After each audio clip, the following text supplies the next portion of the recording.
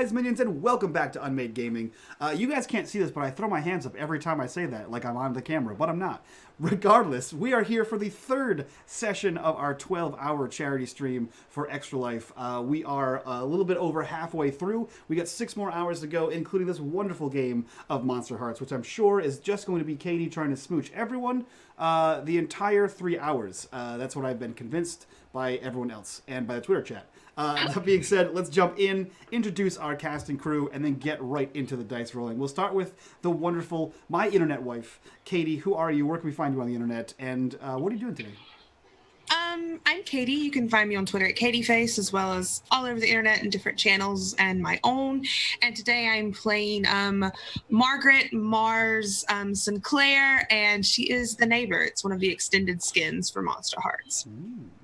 And smooches. Great. With that, we'll jump over to another familiar face here. Maddie, who are you? Where can we find you on the internet? And what are you doing here today? Hello, I'm Mad Fishmonger. You can find me as Mad Fishmonger on the internet, mostly on Twitter. And I am playing Saffron Meadowsweet, who's like a witch. Yeah. I wasn't ready for that. Okay. Perfect. We'll jump over to the new faces we have here.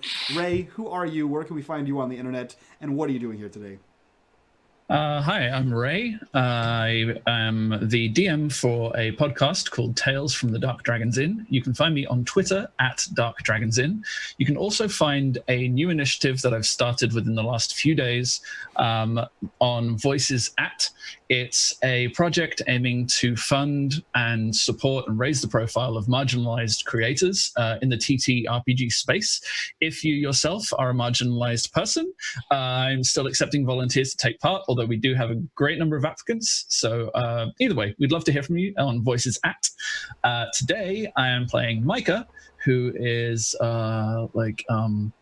he's kind of a unicorn. But, you know, it's no big deal. Yeah, he's a Latino kid. He's a skateboarder, and I'd say he's going through a fit of rebellion, but he's just too good and pure for that. Oh, what a good boy. Let's jump over to the recently rebranded the IT Pirate. Who are you? Where can we find you on the internet? And what are you doing here today? Yes, well, I mean, the big premiere of my new username, the IT Pirate. I will be playing Luna, who is a werewolf and doesn't appreciate the irony of it. And she's going to be here for the smooches too, I guess. Just looking forward to seeing how this group and game unfolds. And it's my first time playing, so I'm super excited. Fantastic. Chat, you can donate to deny Katie smooches. That being said, last but not least, Jay, who are you? Where can we find you on the internet? And what are you doing here today? I will be DMing the whole hot mess that this promises to be, with all the smooches and probably involved. We'll see what happens there.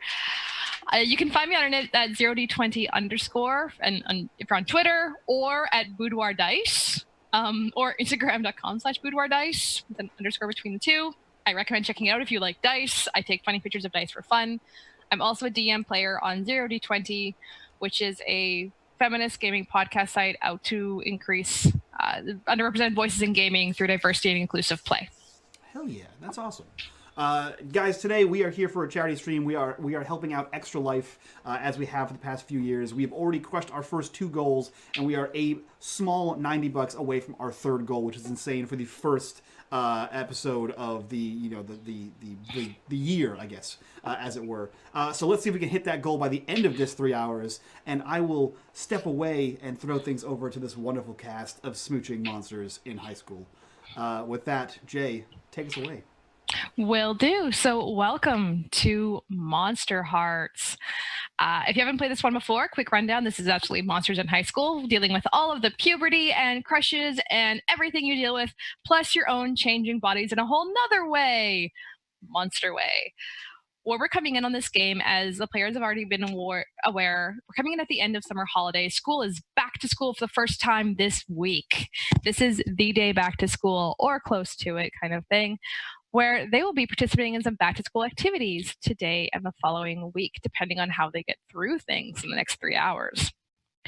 I have asked that each player, if they took an advance on their character, because they got a little extra boost, to come up with a story of what they did over their summer holidays that led them to becoming a better monster.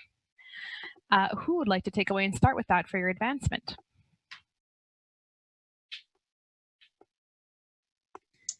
So, like, I was, like, in California the whole time, which is, like, where I lived for always with, like, my grandma. And then she, like, died. So I had to come live here. And she, like, taught me stuff. And then she died, and, like, I got all of her stuff. And, like, I read all of the books and everything. Because I'm good at reading. And, like, I tried stuff too. I, like, burn things in the backyard, in the, you know, experimenting with, like, herbs and stuff. You just try and see what happens. It's awesome. It's, like, super fun. I learned how to, like, curse people. Nice. All right. That sounds like it was a enlightening summer vacation for you. Well, welcome to Persephone High, Saffron. Okay. Sorry, I was going to volunteer before, but then my unmuting stopped working. I volunteer as tribute. So, like I said, I'm Micah.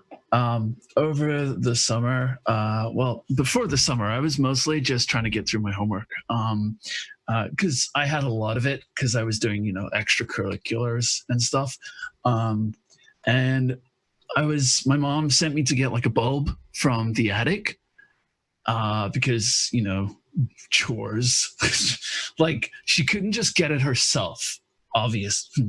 Whatever. Anyway, I was in the attic and I discovered that there was this really old, gnarly looking skateboard.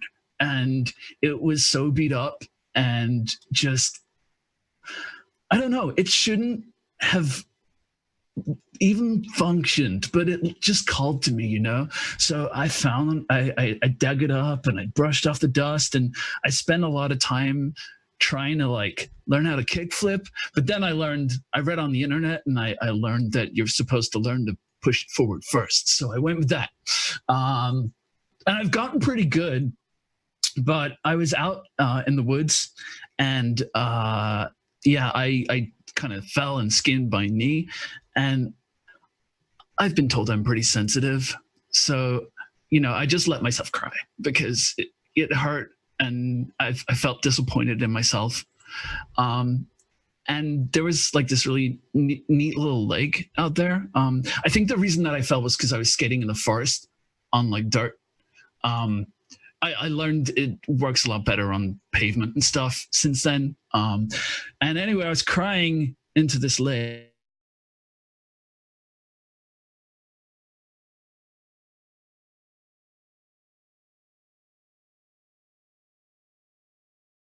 Uh-oh. Oh, no. So, Mika froze. Oh, no. No. We've lost a Mika.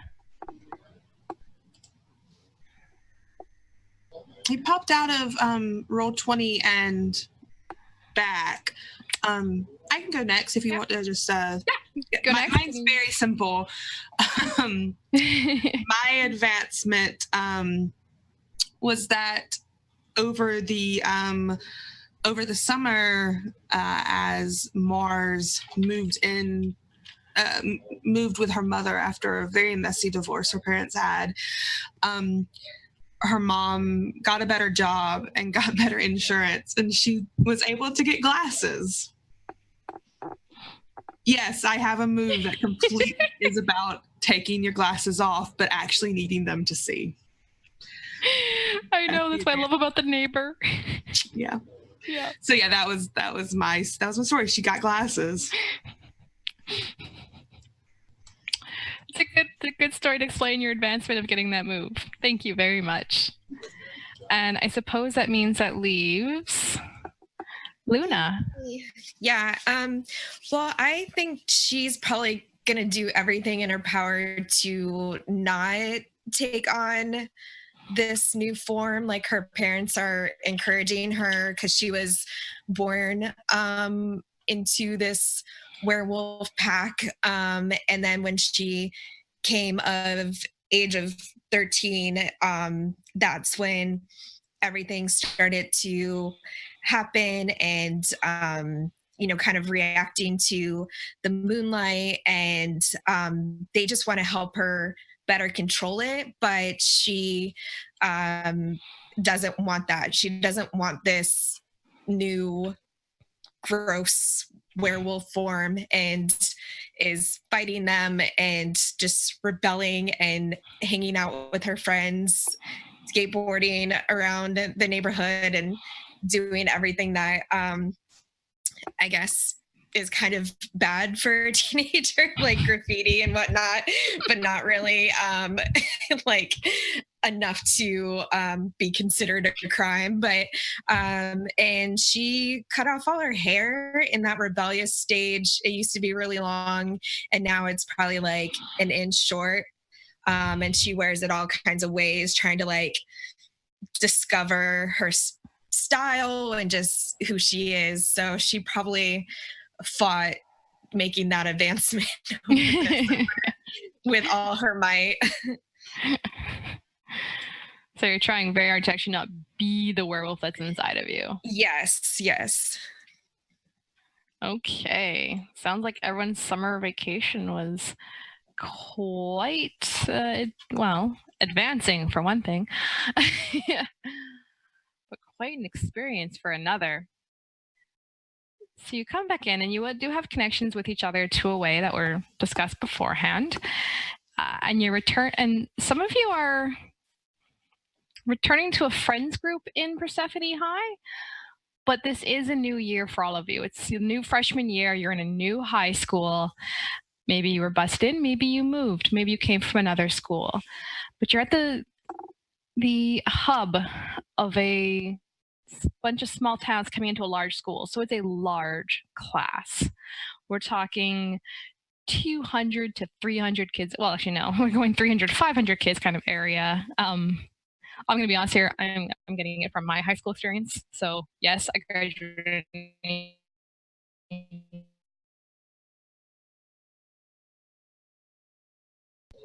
Is everyone crashing today? Apparently, I thought it was just me for a second there. Oh no! I thought it might be my internet too. No. Oh no! Is the internet just breaking today? So basically, we'll just have a party and Yeah. Oh look, and we have cat party. Come here. Oh no! Oh buddy. That's so fitting for your character too. It's like Sabrina. Yeah, like what's his name from Oh no! Really? Everyone has crashed. Everyone is crashing. No. Oh. This is so bad. magic powers. Oh man. Oh, there's Jay. Just about to message, my everything crashed. Like Everyone's crashing. what's going on? Maybe we shouldn't play Monsterhearts. Okay, we're throwing everything out. New role. We're doing bunnies and burrows. It's cursed. Honey, hi. Bunnies and burrows.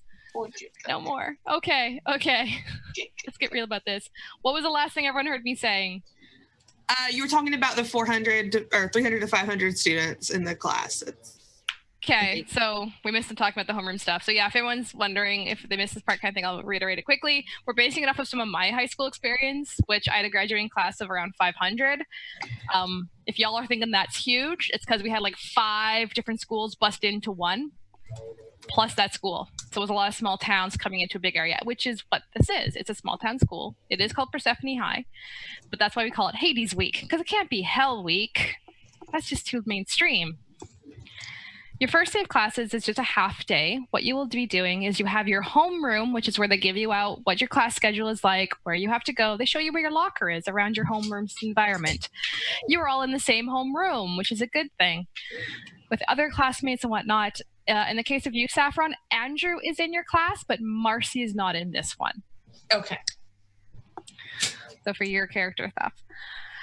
And you're taken around. Now, you do have a morning full, so you're expected to show up for each of your classes. However, it's kind of a known thing here that not much is going to happen before the afternoon because there's something going on. You're not sure what, but the whispers and rumors go around the school between classroom breaks and whatnot that there's something huge this afternoon, and the gym is completely off limits. Entirely off limits. The gymnasium cannot be gone into anytime people try. They're met at the door by the coach, who just kind of looks at people coming in and going, nope, can't see what's in here, and closes it. If you go to the other door, one of the student council members, one of the juniors, looks at you and goes, nope, not allowed in. And they also close the door. So anyone checking is not allowed in the gymnasium for any reason whatsoever. And that's your morning so far. Would you like to do anything while you get set up in Persephone High? Do we like already have our homeroom assignments, that kind of thing, or? Yeah, you have your homerooms are all in the same homeroom, and you have your class schedule on hand. You have a few breaks between classes, including one like 15-minute kind of recess, but like in grade 9, 10, 11, it wasn't recess so much as, hang out in the hallways and chat. Get a snack, that kind of thing. Get a snack, yeah. I think Mars is just going to go to her homeroom, and she's probably got like a she's reading through like an Entertainment Weekly or People magazine, that kind of thing. She's got long black hair. She's mixed Asian and Caucasian. Her dad is white, but her mom is Asian, and she's got these glasses on that she clearly isn't used to yet. She keeps like pushing them up. They're probably a size too big. But she's wearing sort of like easygoing clothes. Like she's got like a flannel top on over like a white tank top and just some jeans. She didn't like, I know when I was a freshman, a lot of people thought it was like big to dress up the first day of school, but she doesn't. I mean, I was one of those kids, but she doesn't care. She's got her hair pulled back in a loose ponytail, and she's just chilling in homeroom. Yeah, like reading a magazine. All right, so yeah, you do have, but you all have some time before homeroom actually starts. I'm just giving you a layout of the day kind of thing. So that is Mars, Luna, or Saffron. What are you doing? Do you come in on time? Do you come in late? Do you sit at the back, the front, the middle? What goes on? Luna's definitely going to come in late and just sit in the back, probably super awkwardly, like hoping that there's a seat in the back, but not really looking for one. Just kind of making her like beelining to the back, and then just kind of shrug into a desk area. She has like super baggy pants and just like a plain t-shirt. She's probably wearing like a little barrette in her hair to like, her hair is super short, like, oh, I'm still a girl, but like, just in case you were questioning, she's kind of trying to figure it out herself. But she's going to like, just kind of shrug with her like new notebooks and probably just doodle out some artistic, or what she thinks artistic drawings are. I think as you like bustle through the homeroom class, Mars is 100% like, like she's got her eyes on this magazine, but she's definitely like just looked up and sort of watched you walk through, like a little like confused. But she didn't like say anything about it. She didn't like, talk to you or anything. Yeah, I think she's like always thinking that a lot of people are looking, but maybe not. And so she doesn't like try to make eye contact with anybody as she takes a beeline to the back. I probably wouldn't be late, because she needs to get there so that she can get a good seat in the back. So she would have been in there already, but she has blonde hair, and it's like sort of long and wavy, and she wears a lot of sort of flowy clothing. It's all sort of layered on top of each other, and just like, it's just way too much jewelry. So many necklaces and rings and bracelets and everything. She kind of jingles and sparkles. Well, it sounds like my 90s experience in high school. Yeah, this is basically me in high school. Not basing it on me at all. I wasn't really this much of a hippie, but yeah. I had a hippie phase, but then I found black, and then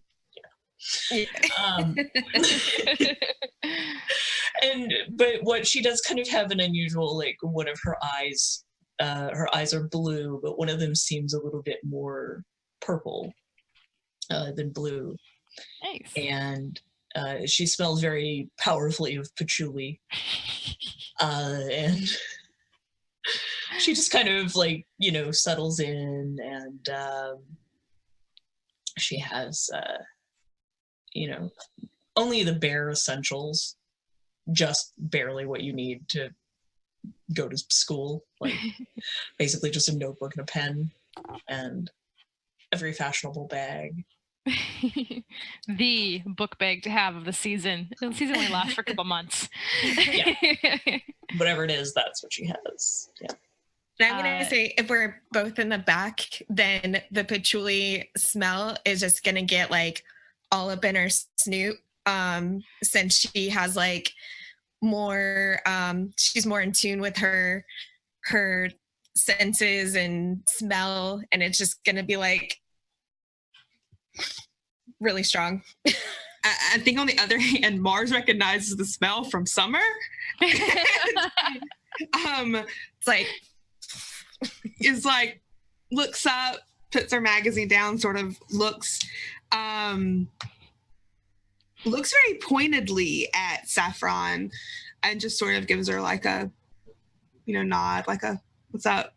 Doesn't speak though, but definitely like lets her know that she's like recognized, realizes she's there. Yeah. Kind of, catching her eye, and she's just like, oh, like, hi. Hey, Saffron, how was the rest of your summer? And it was like, I don't know, kind of boring, because like it's almost like family stuff. Hi. Moving. You'll notice my background is very different now. Sorry. Oh gosh. Welcome back though. Thank you. I made it. She nods and is like, yeah, I feel that. Yeah. Divorce sort of does that to you too.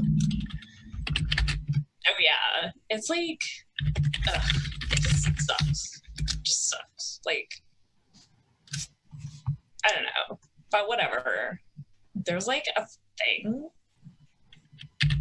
today, and like I totally don't know what's going on. I don't really either. I mean, I guess at least we know each other, right?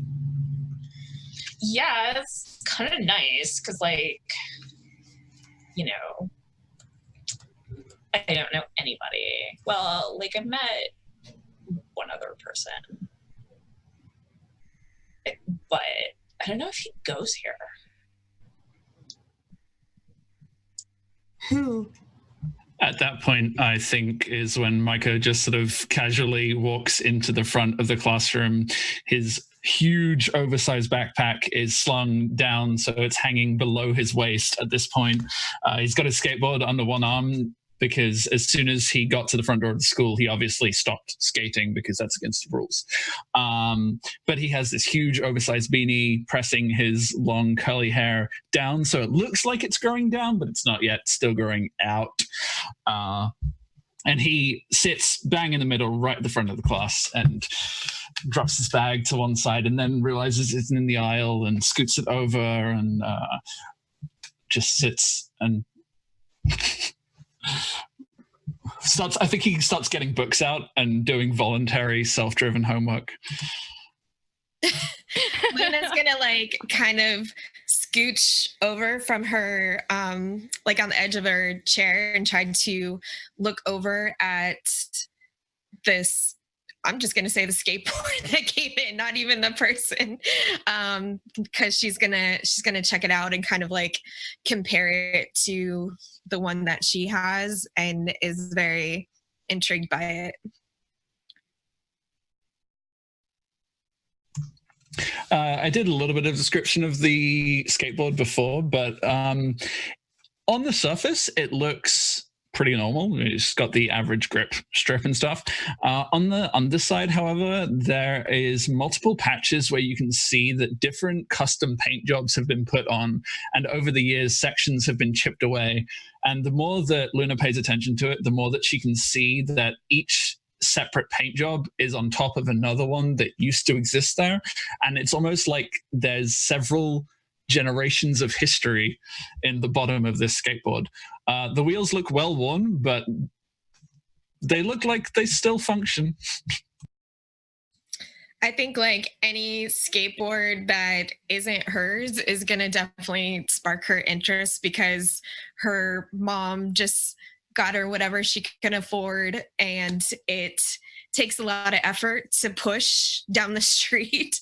Like she's really putting her all into it, and it just seems like it's going to crack at any point. So she's definitely interested in this other skateboard. I think he's just going to notice that you are noticing him and turn around and be like, "Oh, hey, Luna." One thing, you notice immediately that he has this dumb skateboarder voice. He didn't used to speak like this at all. It's a voice he has developed over the summer. As his voice started breaking, he also developed like a dialect from watching lots of YouTube about skateboarding. So now he's just like, "Oh, hey, see you checking out my board." Was I that obvious? No, I just pay a lot of. I really like my skateboard, so I just, What? you know, I just. What's wrong with your voice? Did you? What are you talking about?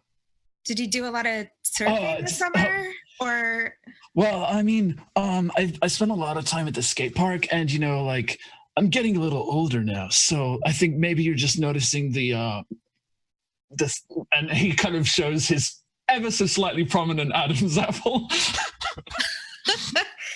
Yeah, like, it kind of happens to, you know, guys and stuff. I think that's probably it. Yeah, that's probably it. You nailed it. I mean, she's gonna go back to drawing. That was the guy. That's the one that you know?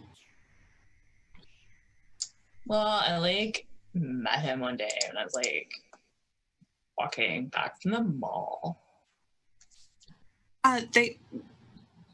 That's really funny. They, in the new house me and Mom moved into, they live next door. Oh. I haven't talked to them or anything. I mean, new people sort of weird me out a little bit. But you know. Yeah. Like, seems nice enough. I guess. He's okay. Yeah. I mean, the whole... haven't really figured out if the whole skater surfer voice thing is fake yet or not. Oh. Whatever, I don't care. I mean, I don't care. It's not a big deal, but I mean, I just sort of, I would like to know. I guess. So you, like, live here? Yeah, for right now. So do you, like, know what's happening today? Not really. I mean, I've heard rumors, like, as you come into high school, you know. I went to the other school before my parents divorced, and it's like this like big, they don't call it Hell Week. I mean, it's probably gonna be hell though. They like, make us do like activities and stuff. Oh my god. It's not fun. Ugh, I don't know. Like, I don't know anybody.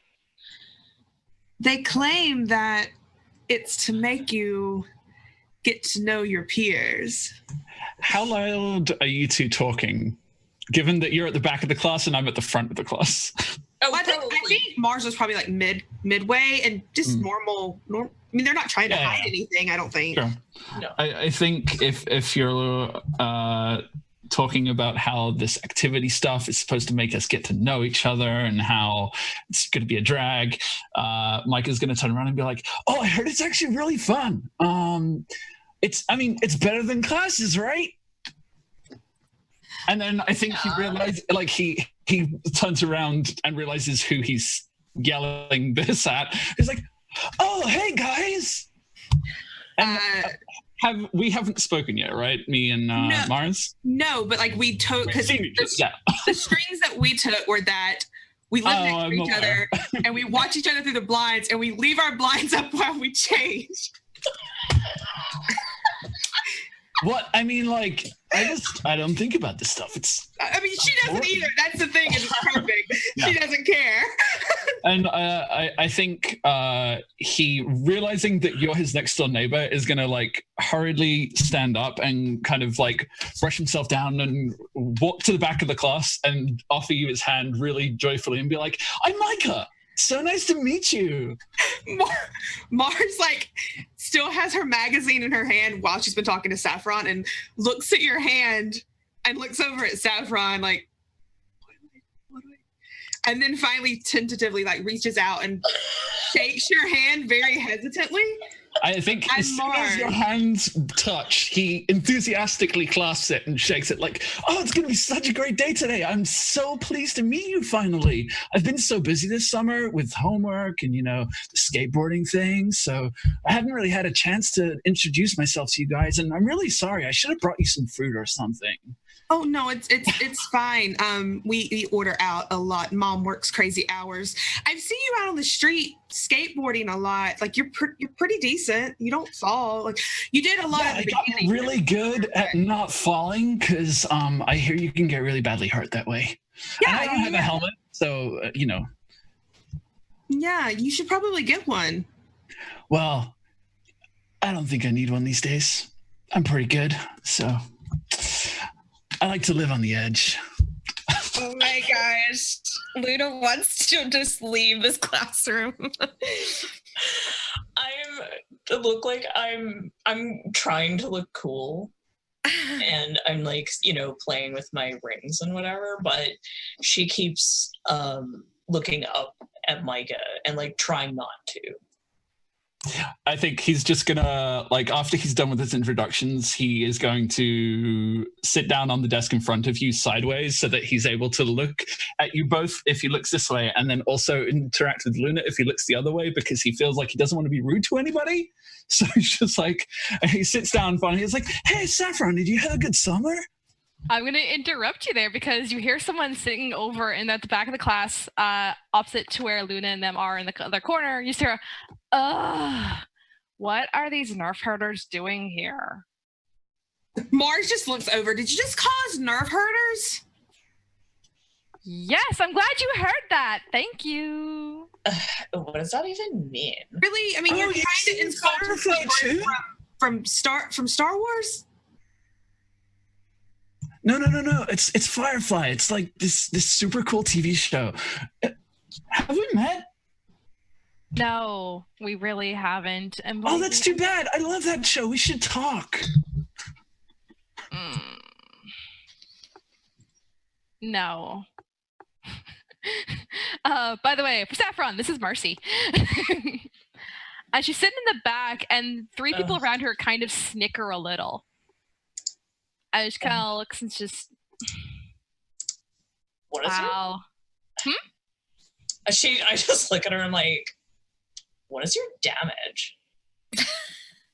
Clearly, it's being stuck in the same homeroom as you. Marcy's just laughing. Like she doesn't realize, can't believe this is actually happening. She's just like, okay. I was supposed to go back to a private school, but someone decided I should get my social skills better. And I can see already this is going to be a trying year. Whoever decided that was right. I will certainly earn my summer reward next year. You're up. Did your therapist decide that? Really? Oh, you did not. No. Well, honestly, my mom. I really like it here because it's really fun. Everybody's really friendly, and honestly, like I'm sure your private school is really great, but everybody here is going to make you feel so at home you won't even want to go back. I doubt that. Well, you can give it a shot, right? Like. And just think of it this way. Talking to her group. Think of it this way. If you hate it, there's going to be at least a solid 300 other ones who hate it just as much as you do. And Mars goes back to reading her magazine.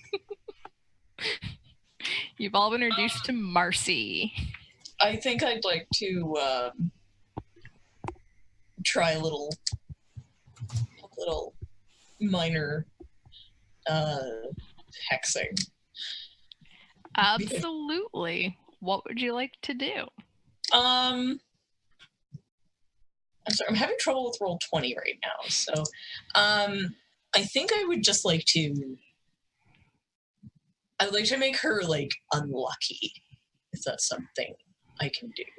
You can. I believe it doesn't give you an absolute of what hex it is. It's just that you have there they are. Binding, Ring of Lies, Watching. Okay. The ones you have for your hexes. So I think the lies one. Okay, so you're gonna give Marcy Ring of Lies. Yes. Okay.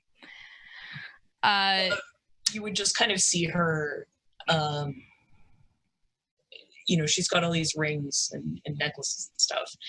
And she seems like she takes a couple of them and kind of rearranges them. And then she takes off a couple of rings and like turns them around and puts them back on. And she reaches into her bag and, kind of goes through it a little bit. And you kind of hear like mumbling to herself while she's doing it. And then she just seems to like pretend like she's looking for something, comes out with like some lip gloss and just sort of puts that on. But, while she was mumbling and with her hands in the bag, she was finding her herbs and tokens and everything to prepare her spell. Okay. Do you want to try to do that before like the class kind of starts, or do you want to do that in between classes? Because you have one. You can do a chant of them in tongues and you can cast a hex that way. Can I? I thought I had a thing that the sympathetic token. Because I had the token. No, you need to use the token to do the hex. So you either mumble tongues at them or you do a ceremony. Yeah, so you'd expend the token if you do the ceremony kind of thing. So you know what? I'll wait until like there's a lot of people moving in and class is like moving around, so that I can kind of say the hex to her, but nobody will really catch you doing that. The din. Yeah. Okay, so I think then I'll have to get you to do is you'll have to try and catch her eye at some point again, because you just have to lock a gaze with her. But I mean, if she's looking around trying to be like in her circle of people, Yeah. What I'm going to have you do then is just attempt a, let's see here. I got the sheet to load finally, so. Yay. I was going to say, just give me 2 dark rolls. One is to try and make sure you can lock the gaze with her. The other will actually be the ability to cast the hex. So I'll use dark for both of them in that case, because you're trying to get her to pay attention to you for it to go. So the first warning bell rings while you all are starting to rush in and things like that. So those of you that were kind of a little bit late to it, this is like the warning bell stuff. This is that you shouldn't be out during this bell, like anybody notices. And okay. So I rolled an 8. Yeah, so successes between 7 and 9 or 10 plus to successfully lock a gaze. With it though, at a 7 and 9, with a 7 and 9, you will take a little something. So maybe it's that her people kind of noticed you catching this, is what I'll make it as. Her friends are kind of surrounded her, have noticed that you two are locked in a little staring competition. Okay. Now, do I add any other modifiers to my casting roll? Nope. It's just straight up cast. Ooh. But you get no problems with it, that's for sure. You certainly succeed in your hex. Marcy is now stuck with the, what's it called here? Ring of Lies. Yeah. So whenever she attempts to lie, they hear a piercing, ringing noise. And if they try to tell a big lie, it'll even make their knees buckle. All right. Noted. That's some pretty bad, severe lies can cause harm or even brain damage. Ooh, that's a rough one. All right. And all she did was say she didn't like the school. No, she was teasing me, and she was trying to be cooler than me, and that's not okay. It's not okay. So she's in the corner there, still telling some stories between stuff, and you do kind of notice her kind of flinch before the second bell begins, and she kind of just stops for a minute and like, what just happened kind of expression crosses her face. Yeah, and I'm just sitting there like, putting on my lip gloss, like acting like nothing happened, and I'm like, putting my stuff in my bag, and just acting totally nothing happened. It's like, oh, it happens. It happens.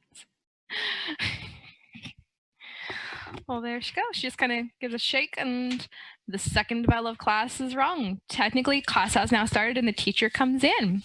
Micah is just after the first bell went.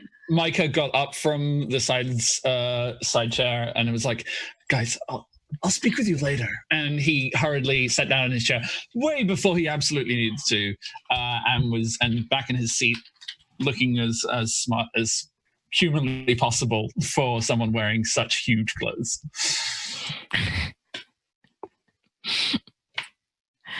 Okay. Good times. Anyone else have anything before they get to their seats really quickly and the class begins? I think shortly after the class begins, Luna's gonna ask to go to the bathroom. Like classic, get a hall pass, but you just, class just started. Yeah. It just started. But I have to go.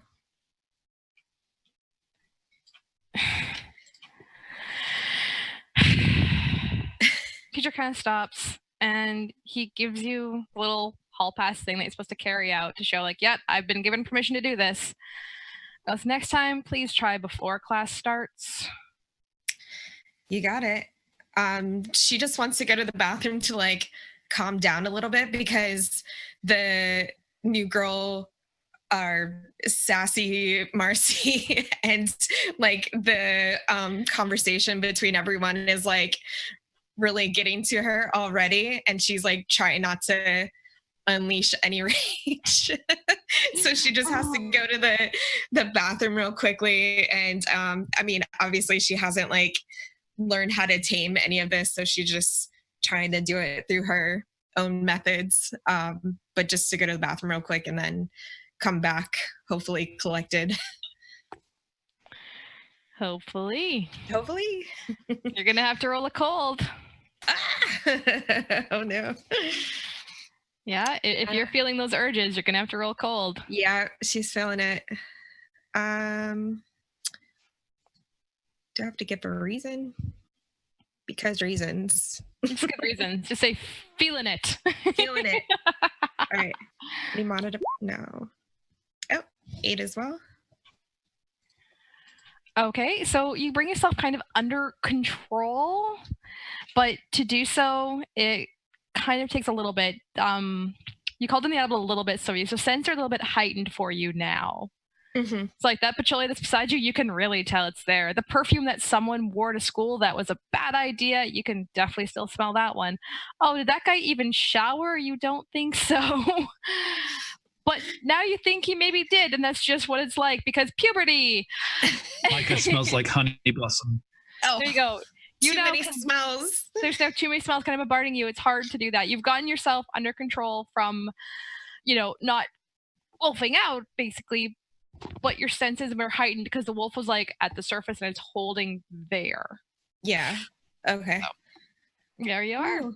Yeah, she feels like that was kind of close and like too close for the first day of school. So, yeah, she kind of notes to herself to be super careful now. However, that's going to go down, but then she goes back to class. Good times. Good times. All right. Class has begun. And once you come back, the teacher kind of takes it back from you. He hangs it back up, and it's like, good to see you. Welcome back. As I was telling everybody else here, you have your locker assignments and your class schedules in these envelopes. And he was passing out envelopes to people, so he passes you yours. Basically, once you sit in here, I don't mind where you sit. It's not assigned seating. Feel free to change it up each day because you're not going to be sitting here for 5 minutes while we do announcements. Today's announcement is that there will be an activity in the afternoon. Please don't leave the school. It is mandatory. If you were not checked in at that activity, we will know, and we will be calling your parents to make sure we know where you are. For otherwise, there is no homework from me today for anything to do with homecoming. Or homeroom. You have no fundraising to do. We have nothing going on at this moment for anything related. For those of you who are new to our school, sometimes we have events with our student council that we do related to special times of the year and special fun events. We are a team in this classroom and we will act like a team. And everyone just kind of looks at him blankly. For reference, when he said that there was no homework, someone from the front row, you just heard a little, oh. Mars raises her hand up to ask a question. Yes. Sinclair? Yeah, that's me, Mars. What kind of activity is it? Student council told me the most it is it's a school-wide activity. So we're going to have the freshmen, the sophomores, the juniors, and the seniors all interacting together on teams to build character and make friends. Awesome!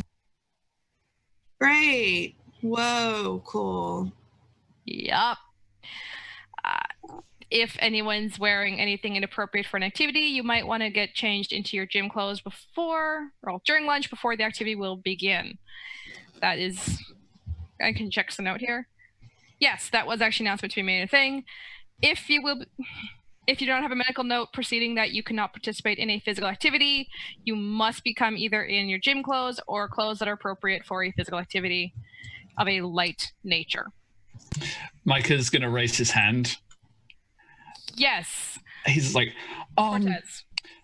So I do a lot of physical activity in these clothes, and he's wearing a really big denim jacket with 5 million band patches. He's wearing bell-bottom jeans that are 3 sizes too big, held up with a belt that he doesn't sag his pants, but it is a big, thick belt. It's probably got a punk band belt buckle, and everything is torn. And he's like, do you think this will be okay, or should I go and get my gym clothes? Because I don't want to put anybody out. If you can participate in light physical activity in it, you should be fine, Mr. Cortez. Thank you, sir. Any other questions? Okay. On that note, I'll dismiss you slightly early because you need to go find your locker and locks that are attached to it. You should have a little slip of paper there that also indicates what your locker combination will be. Please do not lose it. If you do, you have to go to the office. I cannot help you. You're dismissed. Go find your lockers and put in anything you need to. See you in the afternoon. Or if you have class with me, see you then. As soon as, I am out the door. You're dismissed, I'm gone. I'm out. Same. Micah's gonna sort of wait for people to filter out and then wait to see where Marcy goes or what she's doing. So Marcy just stands up and waits with her friends for a little while. There's a group of about 3 people that were around her, but 2 more then join her from the class, and they'll just kind of sit and chatter a little bit. You watch again a little while. They kind of all are staring at Marcy, like just almost hypnotized by the story she's telling. And then you see her kind of do a little shake of a head again as she stops and looks around again like, did anyone else hear that? Basically, Mike is going to, it doesn't have to happen right now, but he's going to try and keep an eye out for a moment where Marcy might be not necessarily alone, but in a moment where he could potentially politely ask to talk to her for a moment. And if that's when they're on the way out or, wherever, he's going to try and take her aside for a minute. At some point. At some point. Yes. All right. Just let me know when that is something that he could potentially see. You probably get a chance when she's at her locker because everyone else has to go put their stuff in their locker, so she won't be alone, but she'll be away from her other friends. Main group, yeah. That's perfect. Okay. So you have that opportunity. What would you like to do? Okay, cool. So Mike is gonna sidle up to her and he's not gonna do the sliding up against the locker thing. He's actually just gonna walk up behind her and politely be like, hey, I didn't catch your name. I'm Marcy. Hi, Marcy. I was about to introduce myself as Ray. I'm Micah. Look, I think maybe we got off on the wrong foot back in there. I know it can be hard when you're not where you want to be. And I just want you to know that, I think things are going to be okay. So just, if there's anything I can do to make your time here easier before you get to go back to your private school, let me know. I know we don't know each other and you don't owe me anything. I'm just, you seem nice. And I think maybe you're just having a hard time here. I guess. Thank you. No. It's fine. I just, well, anyway, I should get to my locker and sort my stuff. But look, if you need anything, Mike is me. And then he just pieces out backwards to his locker. I swear he has to be the kind of guy who wears Heelys. Because he would if he didn't have a skateboard. He's not allowed to skateboard in school, so he wears the Heelys. No, because that would be even worse. Because then you're trying to hide that you've got wheels, and that's kind of like lying, and you should never lie. Oh, you should never lie. You should never lie. Mars is following after Luna, assuming that maybe their lockers are close to each other. Are the lockers? Well, so the reason, reasonably so. I mean, for what it's like, so what it was like in my school is you had kind of a block of lockers that was for a specific kind of homeroom. So you're always just a couple lockers away from anyone you're in homeroom with. So yeah, you're either be above or below or beside kind of people that you knew and that kind of laying on 2 split lockers. So yeah, your lockers would be close to one another. Now, if you want, you can both try and roll and see if one of you can try to roll and see if your lockers are beside one another if you'd like them to be. Yeah, I'll roll. I'll do the roll. Okay. What do I roll? It's gonna be a straight 2d6s. If you okay. get it as a 7 to 9, you are, but then someone you might not like will be kind of underneath you or beside you. If you get it to 10 or plus, you're beside one another, or you're above and below, and you don't have to deal with nasty people beside you. See how close this is to my actual high school life. Right. Oh no. It's pretty accurate. Unfortunately, you are not beside each other. I mean, I think that's still fine. Mars, like, you might be beside Marcy or one of her ilk. If I'm beside Marcy, then I guess it kind of works out, because then I can kind of tease Micah later about just being a charmer, like, oh, charming some more of the ladies. Let's see how lucky Marcy is. Yeah. You are beside Marcy. Oh, She has one of her ilks beside her too, like a locker down. But yeah, you have Marcy in your area. Oh gosh. Mars totally, like, just, I don't know how, like, on our school we got our books like through the first week. Yeah, that's what's gonna happen here. So yeah, okay. So she you have like your binders, but not your textbooks. She probably doesn't even have textbooks yet. So like, she just maybe put a couple of binders from her bag into the locker and locked it, and has walked over to Luna and was like, "You okay? You like ran out of the classroom when it started." Yeah, I'm fine. I just something didn't sit well with me this morning. Was it saffron? Because the perfume is really strong. I get that. Yeah, it's really strong, and I don't know. It's maybe something I ate this morning, and the combination, it just kind of came over me all of a sudden. And then I just heard this conversation with Marcy and Micah. It's kind of turning my stomach again. So I don't know. That's fair. I'm Mars Sinclair. It's nice to meet you. Hi, I'm Luna. Are you new to the school, or do you live around here? Technically, like, I lived sort of outside of the county limit, but my parents got a divorce, so I just came. This is the closest school and boundaries where we moved to. Yeah, that's cool. Well, what kind of classes do you have? She like pulls out of her jean pockets like this crumpled up schedule. Like, clearly she hasn't looked at it. I've got gym, and I've got science, history, and then a free period. Nice. Yeah.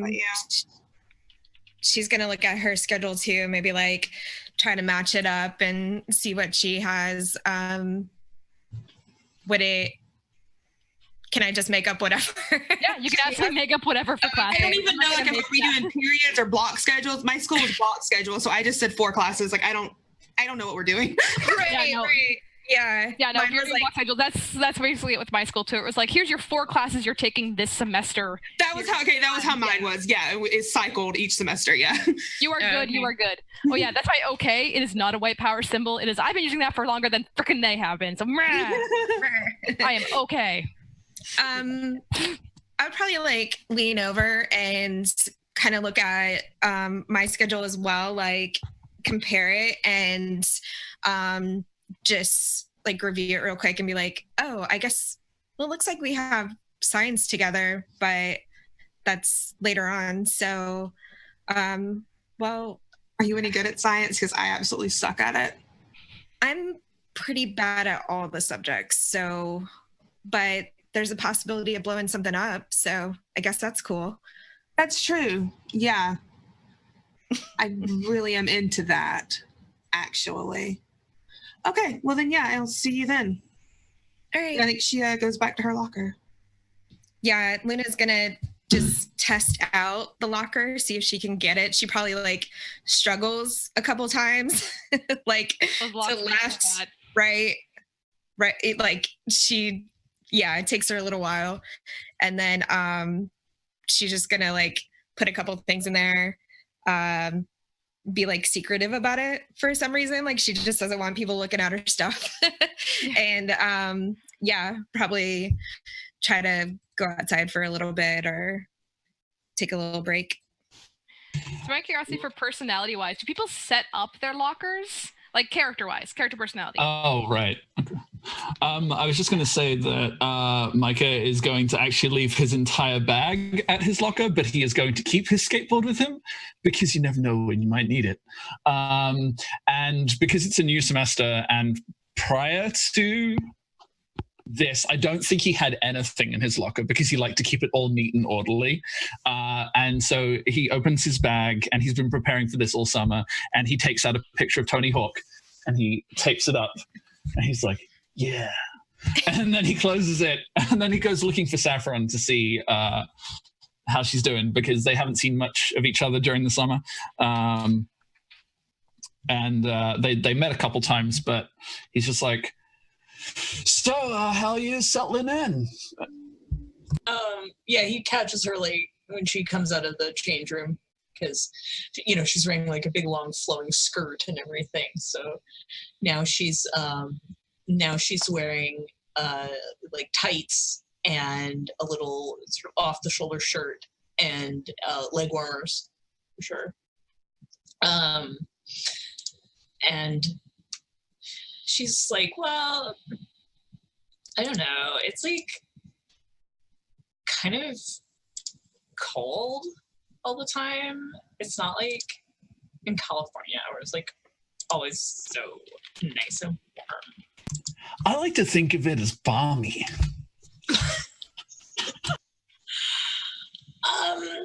I don't know. That's not like, I guess, but like, it's just so different. Like everything is so different. I grew up with my grandma in California, and like all of a sudden I'm living with like some aunts that I barely know. You should get to know them. They're probably really friendly. And he cracks a big, goofy, dumb smile. Like he's clearly trying very hard to make a joke because you seem like you're not particularly happy about not being in California. And he's like, California sounds pretty good, but I bet didn't have. And he quickly searches his brain. He's like, a supermart. And I guess it's like the biggest mall that they have, or the closest equivalent they have to a mall is like the biggest Walmart. He's just like, they have a pretty good parking place there, but if you skate, it's really good because they have a whole bunch of rails. You should come out and join us sometime. Really? I don't know if I can skate. Like, well, I mean, a lot of the girls and some of the guys, actually, now that I think about it, they just watch. So if you can come out and meet a bunch of people, and they're all pretty chill. I don't think any of them have been to California, so you could tell them all about your home life and like stuff in the big city and how much the small town is not as cool as there, but it's probably pretty all right. They'll just be. People here are so easygoing. They've lived here their whole lives. So you could blow their minds with like, I don't know, skyscraper talk or something. Do they have skyscrapers in California? I'm not too familiar. We didn't live in LA. We lived like outside of LA, but like I did see them when I went into LA a few times for stuff. Well, the tallest building I've ever seen is the Water Tower. So really? Yeah, I've lived here my whole life, so everybody here knows me, and I know everybody, but well, not everybody. There's a lot of people in this school, but most of the people that I have met know me, is what I mean to say.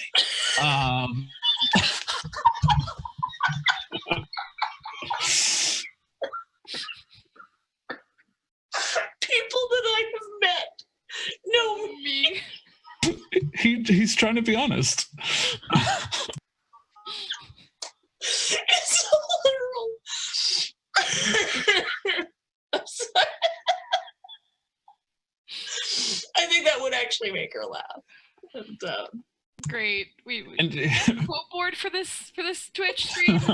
We can put that on. People that have met me know me.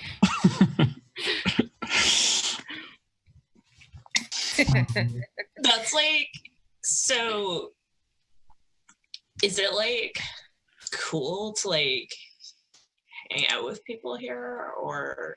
well, I mean, the cool people are pretty cool. Not like the cool people that think they're cool, but the cool people that are actually cool. You know, like you and me.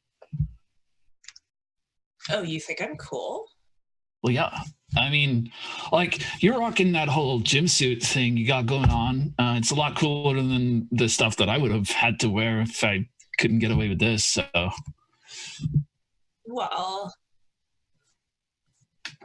you're like not so bad. thanks. I do my best. That's like a major compliment coming from her. But of course, he doesn't. No, he's completely oblivious. You could be like, you are the hottest person on the planet. And he'd be like, oh, thanks. I really try. I think she's a little annoyed that like she's not sort of getting through. Yeah. You know, and it's just be so. I'm just gonna say in the like he's standing there and telling you that you look good. I would like to roll to turn someone on. You absolutely can. Working that magic. Roll with hot, right? Yeah, its turn is on. Is always a roll with hot. Okay. I might have significant bonuses to hot. That gym outfit is working for you. Classic. Oh! Get it. Wow. Okay. Wow. Say. Go on. Mike has got moves. He's got game. So yeah, I just take a string What's again. bad is he's got game and doesn't even realize he's got Yeah, game. exactly. Yep. Off the charts. And I think Saffron's in love with him, and he knows it.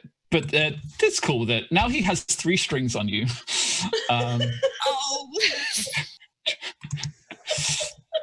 Yeah, that hasn't come up yet. But Saffron is in. Oh no! Part of this, so his character, the unicorn's character thing, is basically, as written, someone is in love with you and has told you about their feelings. So like we've met like twice, and she's like, "By the way, I'm in love with you," and he's just like, "Oh, that's really sweet, thanks." Yeah. She's just like, no, like. Yeah. Anyway, this could go on forever. So unless we have some specific direction, we can happily move on. No, we unless can there's move something on else you want to those classes and things like that. If there's anything you want to know about the classrooms you go into, let me know specifically. Otherwise, what goes on is you get your classroom experiences. They let you know what textbooks either that they have or that will be coming. If there's a book you need to read, it's like either withdraw it from the library or we have copies in here. Generally, it's we have copies here or pick it up there kind of thing. If it's back to my high school experience where it's like, there's a whole shelf of books there, grab one, please take one that looks decent. If it doesn't look decent, grab another one and bring a bad one to me. Does anyone take a bad one, or would you all listen to the teachers when they say, if you see any bad ones, bring them to me? Micah spends as much time as possible finding the bad ones, and I think he finds one good one. It just takes like 6 bad ones to the front. He's like, I found these. Mars would just take literally whatever book was next in line, and she lined up, bad or good. She doesn't care. Luna would try to take a bad one. All right. You were able to do so. It's not like the teachers are going to check that hard. It's got does Micah notice you taking a bad one, though? Are you in the same class? Ooh. Oh, that's a question. Should we roll to see if we're in the same class? Let's roll to see if we're in the same class. Okay. Is that still 2d6? Yeah, just 2d6. Let's see what you get kind of thing. Okay. In this case, we're not going to say if you're with a locker beside bad people or good people, because every class has some bad and some good. Sure. Where's my roller? Where are you? Hiding. Oh my gosh. I think we have the one for a D8, so looks successful for Ray. Oh my gosh. You share class. Yay. As I basically, Micah is not aware that you're trying to take a bad one. He notices that you're taking a bad one, and with the one good one that he has, turns around and goes, "Oh, Luna, here you go." She smacks it away. Oh no! Surely you've got to roll something. That's That might be a cold roll, but Yeah, I that's a don't think I cold, choose like- to do so because would you say? Can Micah be hurt? Pardon? I'm just like, would Micah be hurt in this instance? Maybe not no, physically, actually, hang but- on. Think about Yeah. it. So the instructions were to take good ones, Mm-hmm. and he is. Would you say, as MC, that he is taking the moral high ground on this? I was just Because- gonna say you might have your with integrity move to deal with. Yeah, because I hold myself to a high moral standard, so I've taken all the bad books I could find, and then I've tried to give someone else the a good book, and they're like, no, and you should never disobey authority. There it is.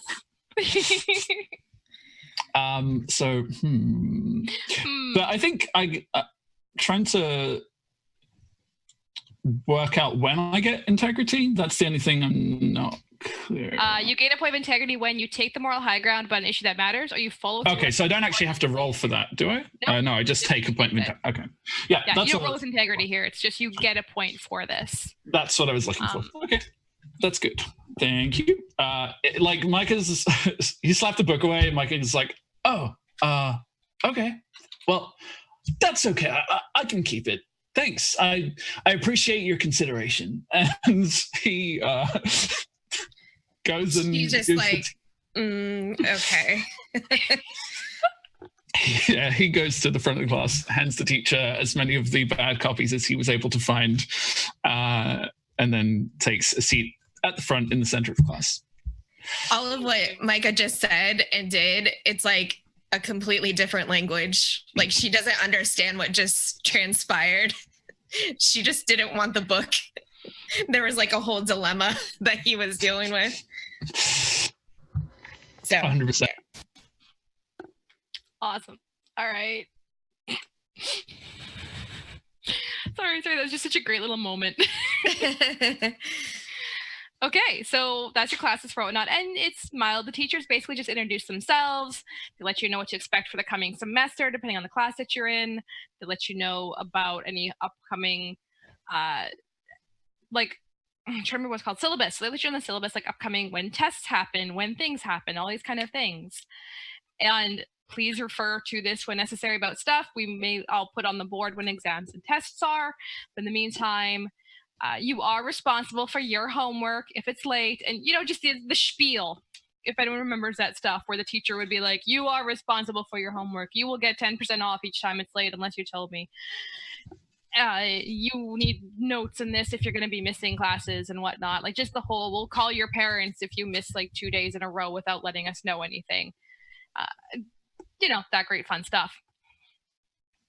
From there, then, you were released from your class. You have a 20-minute break. I was going to say 15, but my high school, we had actually longer for a first recess typey thing. So it's basically enough time that if you want to go outside and sit, you could.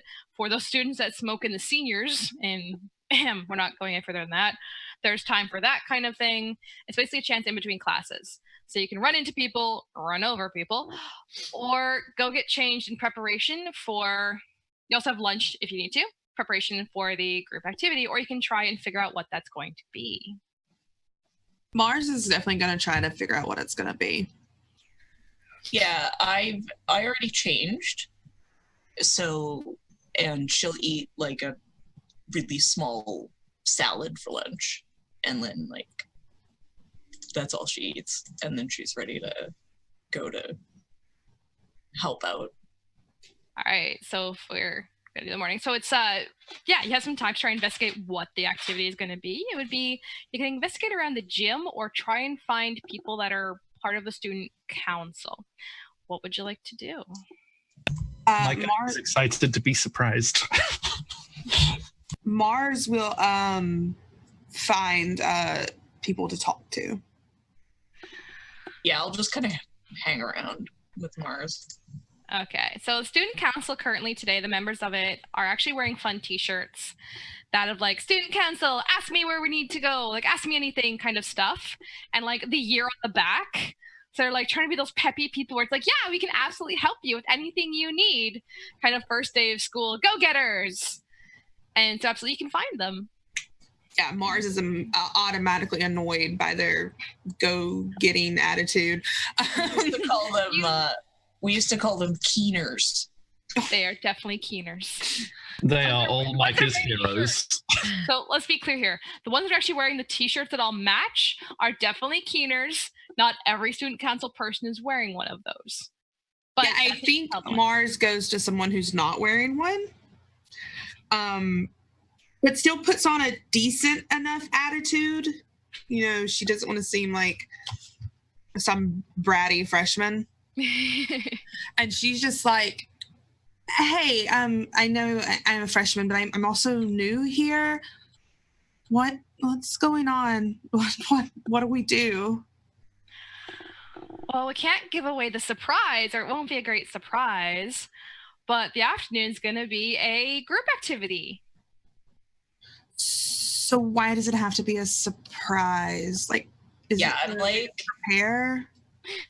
Yeah, I'm like confused. Well,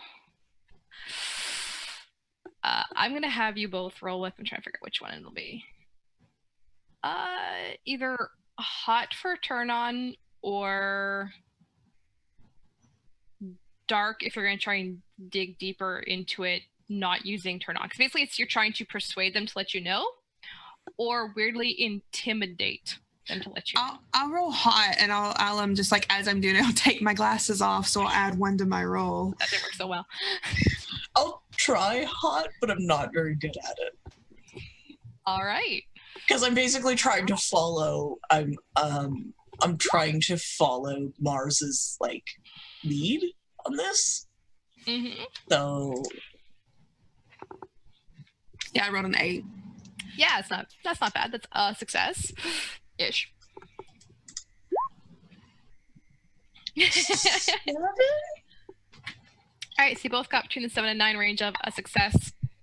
But so they look and go, so you have Phoebe in front of you, and she looks at both of you and goes, okay, well, we had issues in the past where people wouldn't come to it if we told them what it was.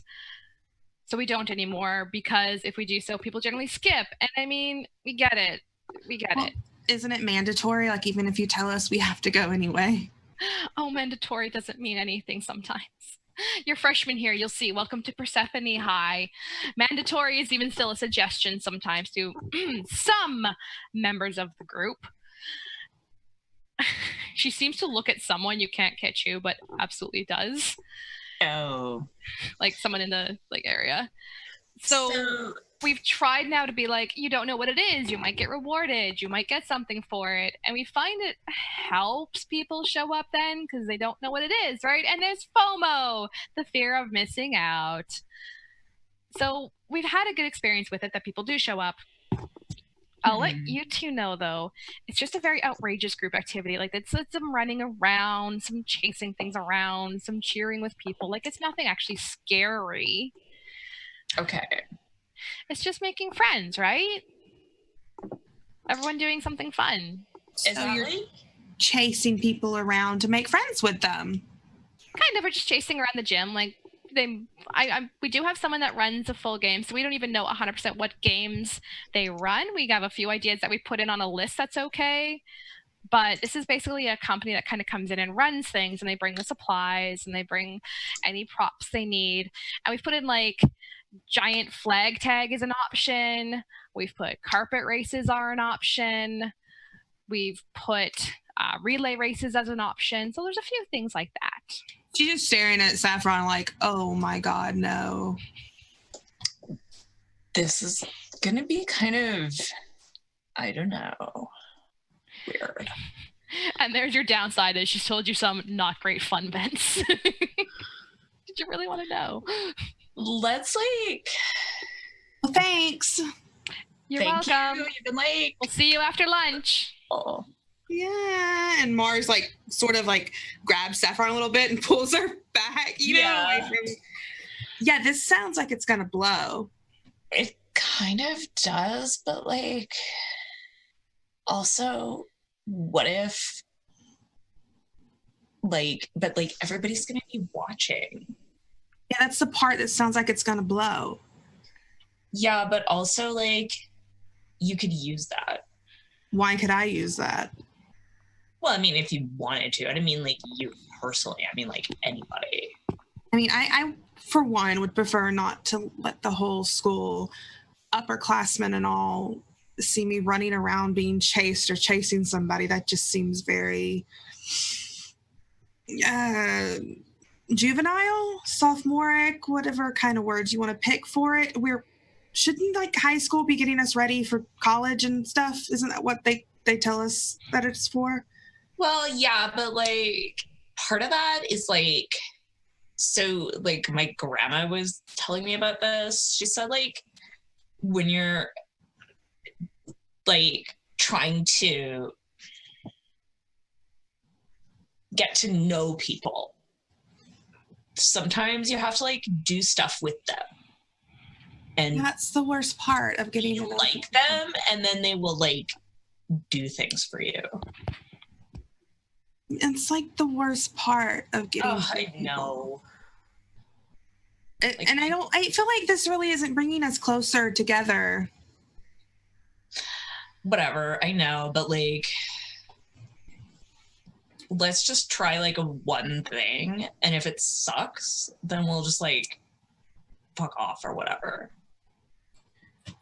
Maybe it'll be so packed that like we can sneak off or something. I mean, I don't even want to go in the first place, but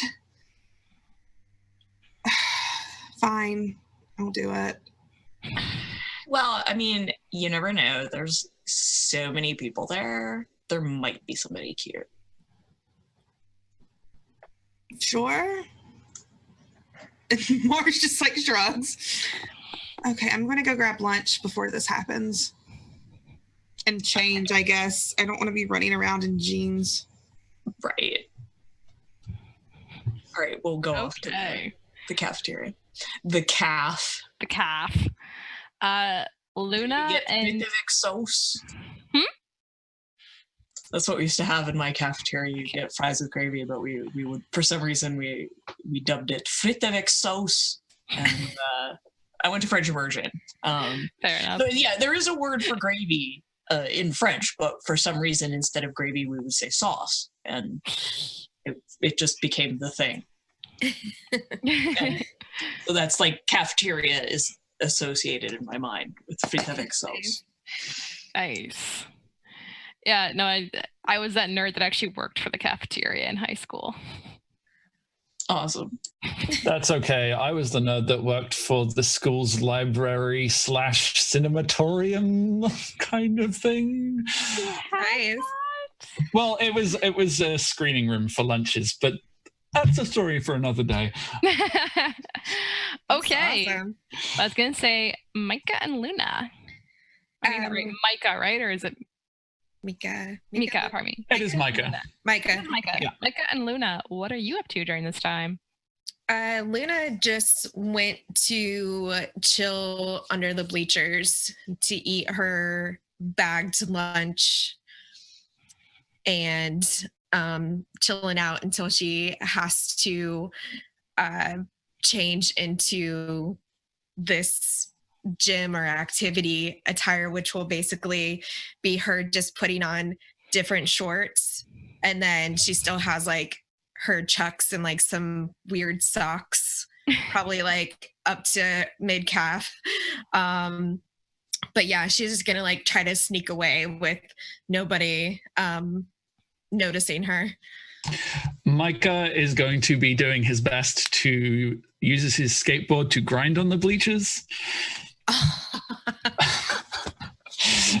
and he is almost certainly going to be grinding past you at numerous occasions. So you can choose to interact with him on that basis. I'm putting him in front of you so that if you want to, you can.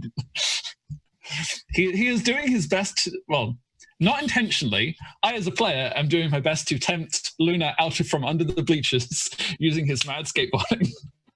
And I guess that would be roll to turn someone on, but it's not on purpose on Micah's part, but it's on purpose on mine. So it's like a Breakfast Club moment. Like yeah. He's so cool. Yeah, I'm gonna if MC agrees, I'm gonna roll to turn someone on indirectly. I suppose indirectly, yeah, go right ahead. Yeah, I mean, as a player, I'm doing it. As a player, you're trying to do it, so absolutely roll for it. I'm so nervous.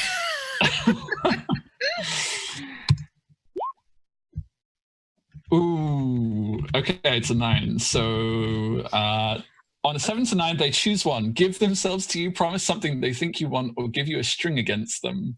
Yep. So you're gonna have to pick something.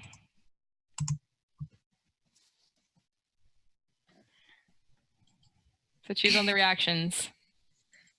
I have to pick something, or yes, you do. Yes, so either one of the reaction is I give myself to you, I promise something I think you want, or I get embarrassed and act awkward. Not you, him. Oh, okay. So you pick which one of those he has to do. Promise something to me that I want. All right, you're gonna promise something you think Luna wants. So she's just gonna she has. No, it's the other person who reacts. When you turn someone on, roll with hot. On a 10 up, gain a string on them, and they choose a reaction from below. On 7 to 9, they can either give a string or choose one of the reactions. Yeah. That's what so it is. The other Luna would choose. Yeah, she. Oh, okay. Yeah, so she would choose to give herself to me, or choose to promise me something, or choose to give me a string. Okay. Pardon. Yeah. It's all right. I'm just gonna turn my heat down a little. Go on. So she has a couple grapes left in her lunch, and as you're grinding on the bleachers, she's just gonna try to launch them at you in between the bleachers, so as to not be noticed where the grapes are coming from, but you probably do since you're trying to watch my feet to make sure I don't kill myself. Yeah, charm her. So he's skateboarding and a grape goes flying past his nose and he stumbles, and I think he does take a tumble down the bleachers. And then she realizes, oh man, I probably went too far, and then goes to check up on you. Yeah, he check up on me or check up on my skateboard. Yeah, pretty much. So he is. I am pulling myself up, I'm dusting myself off, and then I notice that somebody noticed me fall and immediately try to. No, wait, that we can. I don't think he tries to pretend he didn't fall, because that would be lying. He's just like, "Oh, you saw that, huh?" I'm still learning. It was a pretty sick wipeout. Are you okay? Yeah, I'm good. I got really distracted by something. I didn't really see what it. Yeah, I think there's a lot of bugs around because we're close to the field. Yeah, they are kind of all over the place. Yeah, as he's saying that, he's like, "Did you cut? Your hair used to be longer, right?" You're just now noticing? Well, I've been growing my hair. So, you've cut your hair and I'm growing mine. It's like we swapped.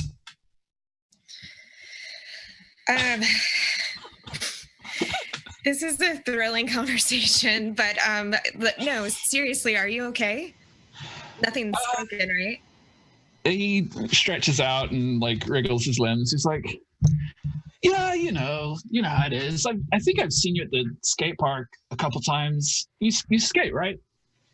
Yeah, I try, but my skateboard's shitty. Well, I mean, if you ever want to try on mine, I don't mind. You can, you have to be careful with it because it's pretty important to me, and I couldn't really afford to replace it, but if you want to like try it out sometime, I could let you use it. Yeah, that would be rad. Awesome. Sure, Thank just you. ask anytime. So are you looking forward to this, I don't know, event thing? No. Bonding, friendships, count me out. Jack, right?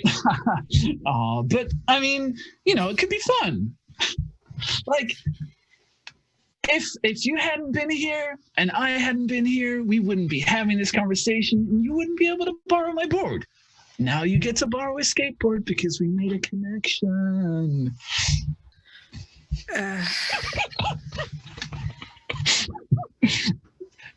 Making friends is fun. Come on, admit it. See, like, a real teenager me would have actually fallen in love with him. Now that I think about it, I actually am looking forward to these events. I should probably go get changed. Okay. Well, then when I'll be waiting in class, I guess. Or where are we supposed to meet? Do you remember? Not exactly. I guess I'll just, I don't know. I think she kind of looks over to the field and sees, these matching kind of team shirts, and like, I'm guessing those matching shirts, energetic people might have some answers. Well, tell you what, why don't you go get changed? I'll go talk to them, and then I'll come find you, and we can go together. Sounds like the best plan ever. You promise? I promise. Awesome. And then he just turns around and bounces off, fully assured that she will definitely be waiting. Oh man, she can't run fast enough. So yeah, she's gonna go get changed, and then she's coming out to the field, or just she's gonna be on the alert for him, like trying to hide and be like, everyone's like, why is she hiding? What are you doing? One of Micah's things. Hi. Well, yeah. Never break a promise. Oh no. Well, we're gonna see what happens there. You're gonna go talk to some of the student council people. I'm fine to gloss over that. He was basically he gets the information. Basic, some of the same information kind of thing. Although they don't tell you about the whole things that they roll. No. He doesn't even ask. He just wants to know where he's supposed to be. They'll be like, you line up at the gym entrances, one of the many outs. If you're gonna come in from outside, you'll line up at this one. If you go in from inside, it's through the cafeteria or at the end of the hallway or through the multi-purpose room. One of the entrances. Yeah, that's about it. And the rest of it, whew. So if no one has anything else they want to do for lunch, we'll begin with what is known as a MOGA. MOGA. All right, for those of us watching from home, a MOGA is known as a most outrageous group activity. If you haven't had to participate in this in school, I both feel somewhat sorry for you and feel relieved for you. I'm one of the lucky ones. You escaped. Yes. Because when I went to high school, this was like the rage. Oh man. And I haven't seen it really since. Yeah. It also probably wouldn't work in the night any further now because it had some very interesting stuff, which you all get to experience, thankfully, with your characters. MOGA. You will come back from lunch, the bell goes off, but what the teachers do is instead of directing you back to the classrooms where you're supposed to go, they direct you to head to the gymnasium. If you're outside, same thing, they direct you just to return to the gymnasium. So basically the doors are open now to the gymnasium, everyone is welcomed in. As you walk in, what you see is there is some tape on the floor in 4 different colors, red, yellow, blue, green, in corners of the gymnasium divided up and keeping the open middle area, a pretty wide open area there. In some cases, there is black tape across the half of the gym and a white tape across the other. So if you have red, yellow, blue, green, you might have blue and green have a black tape slightly over top of it, and the red, yellow have a white tape over top of it. You're not sure what that means yet, but we'll find out.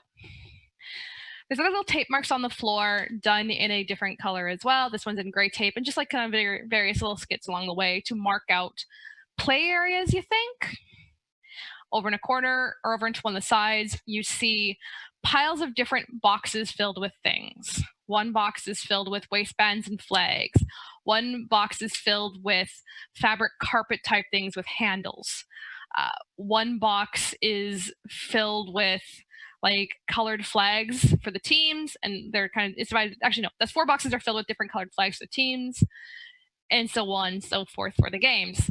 You are rushed back in, and as you go in, a teacher just kind of goes and goes, red, yellow, blue, green, red, yellow, blue, green. So they're trying to divvy people as best they can according to evenly stuff.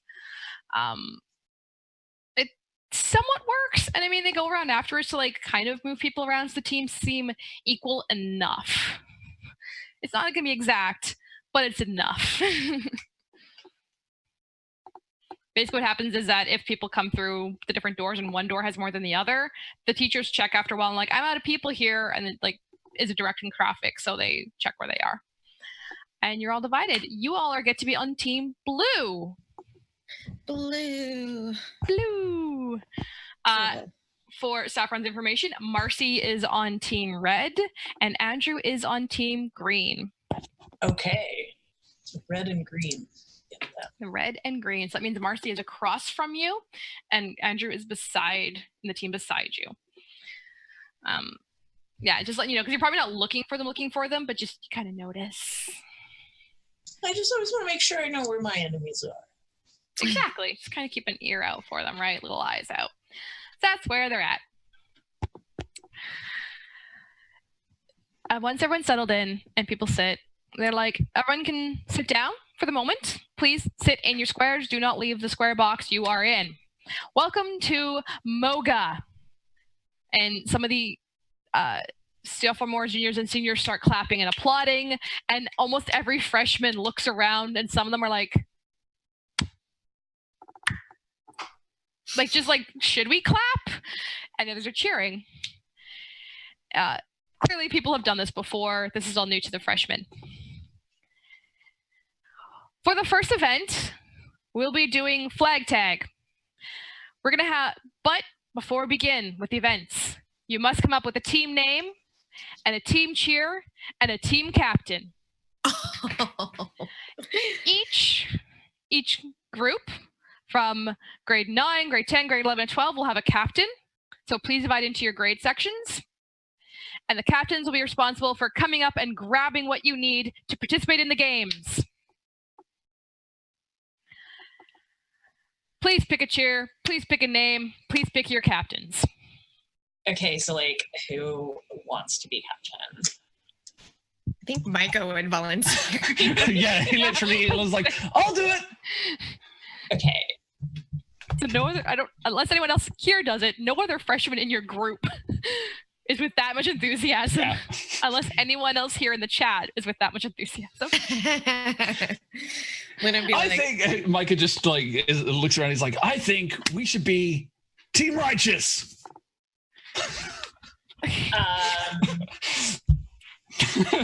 He's just like, okay, yeah. Another junior, freshman type sense. Like, I think we decide names together. I don't know. Oh, it was just a suggestion, friend. What do you think we should be called? I don't know. I think we have to talk to the others. I mean, he's team captain. Just let him do what he wants, and let's get this over with. He's freshman captain. I think Mike is just going to look around at everyone and be like, anybody got something? Yeah, and Mars looks at the one that like spoke up and is like, do you have a better idea? Team Blue? Well, I mean, that's a great idea. We're all in the blue team. So, but Mike, I will say... Yeah, but that's like boring. It's a little glum. So, what about Team Sonic Blue? The other freshmen you're all with are just kind of like, what is with this guy? And you notice that the other 3 groups of like class ages have kind of picked their captains. So they come to the middle and they just kind of watch the freshman group now for a while. Like, are you coming? Okay, just be that. We'll be that. Fine, just go. Okay, cool. Micah had no idea he was supposed to do anything. I was just like, yeah, I'll do the thing. And then like he realizes he's being waited on. He rushes over. He's like, I am so sorry. I'm just really psyched to be here. We can't tell it all, Micah. Oh no! He ran off to the captain group. He was saying that to the older students who were waiting on him. Yeah. Mars looks at the rest of the team and is like, "We got a great captain. We won't have to do anything." The other freshmen are like, "Good." Yes. Hopefully not. Yeah, the three other captains introduce themselves to you, Micah, as Mina, Alex, and Stan. It's so nice to meet you all. I'm Micah, and I can't wait to crush you! Oh, no, dude, we're all on the same team all together. They just do the class thing because we need the captains. For each class, we can go get the stuff. Yeah, we've done this before. Don't worry. All right, cool. I'm sorry, I got overexcited. I misunderstood. Please lead the way. No problem. Come follow us to the front once what happened last year is the true. And this is like this is Alex saying this. Alex is the junior captain. Like if what happened last year and the year before is true, we put our captains up front so they know we picked people, and then we have to, as a whole group, decide a team name. Oh, that always takes forever. And then do a team cheer, but they give us time for that stuff. So you join them at the front. Everyone eventually, all groups come together and it's like, yep, you got the captains. Like, okay, you were all timed. You have 5 minutes starting when I say so. This is like the gym teacher. Starting when I say so, to come up with a team name and then a team cheer. Your teacher supervisor will be giving you giant pens and paper, like markers and paper, should you need. Bring all your people together. Ready, set, go! And like everyone just rushes back to their teams now, and you can hear hurried discussion around the whole thing. Now, here's a choice. If you do want to come up with a team name, the 4 of you here, you may. If you want to do a team cheer, you may. Or we can skip past that. I'm happy either way. Yeah, I'm happy either way. I did like his suggestion for the team name. Sonic Which Blue. one? Sonic Blue or Righteous? The Sonic, yeah. I will say, for the sake of, just because I'm conscious that it's 11 o'clock already here, which is maybe we skip over the chant thing, but otherwise. Oh yeah, no, we're okay. So Sonic Blue is the theme name that's decided on, because it's like that's actually a good idea, right? Like that's a really cool one. It's energetic. So the name is chosen, the cheer is made, it is done, and the first thing starts. It is going to be flag tag. Basically what this is how I'll explain it to you and explain it to the players, is the mechanics are going to be one thing. In-game, what this looks like for your characters is you're running around with flags on your waist that match the team you're on. So blues will be wearing 2 blue flags, yellows are wearing 2 yellow flags, reds are wearing red flags and whatnot. The goal is to not get your flags taken while taking other people's. But the catch is, once you have 2 in hand, you have to return to your base area, drop them off, and go get more. You can only take 2 at a time. They don't have to be from the same person. They don't even have to be the same color. You can only carry 2 at the time. And so you get timed, things like this. Here's what the mechanics are going to be like. There's 2 things you're going to roll. You're each going to roll a volatile to see how serious you take this or not. If you're just going to go, oh, they wouldn't take this that seriously at all and just try to survive, you don't have to roll a volatile. You're going to wear cool instead, or roll cool instead. But the other side of it is you're going to roll, for 2 of you, you're going to roll dark, because this is problematic stuff. Saffron and Luna, this is kind of tick-off points. You're being bashed into by a lot of people moving you around and pushing. They're not trying to bully or anything. It's just a very physical thing. Mm-hmm. It's not going to go well. It's not going to go well. So it's probably not going to go well. Let me just check on something quickly here for the neighbor, because there's a reason why those 2 are specifically about this event. Let's face facts here. So I'm rolling volatile Yeah, you're going to roll volatile if you're taking this really seriously, and then you're going to roll dark to kind of see how well you hang on to dealing with this. And same with Luna about volatile and then dark. Neighbor, depending on your Mars, depending on your volatile roll, if you're taking this seriously, we'll decide then what happens. Because she's rolling cool. She's not taking this seriously at all. All right. And Micah obviously is throwing himself into it with everything he's got. He's trying to delegate battle plans to people.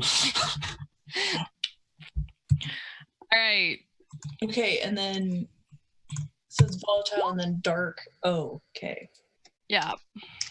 All right, that's not bad. I'll take it.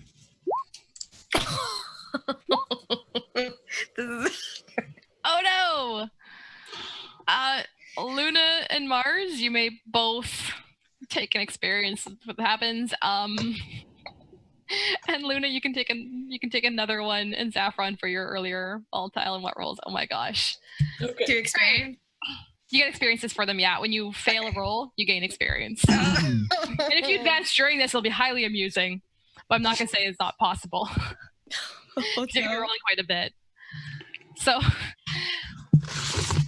Saffron, you're kind of ready to so we're gonna start with Saffron. You're kind of ready to really bind some of these people because you're taking this really, really seriously. Yes. More seriously than you thought you would. Yes. And you're so tempted to just bind some of these people because technically that's physical harm, right?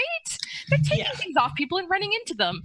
If you planted them in their spot, they wouldn't be able to do that. And it is really hard to not hang on to that. And it's just a little thing at the back of your head that's like, yeah, if you did this, you could win. But I keep thinking about like how much of a pain it would be, and I'd have to find a token. Oh, and I'd have to pick tokens from each of them and pluck hair and make eye contact. Yeah. And this is just, but it's just aggravating you. It's just but I digging really you. want to. Yeah. Really want to.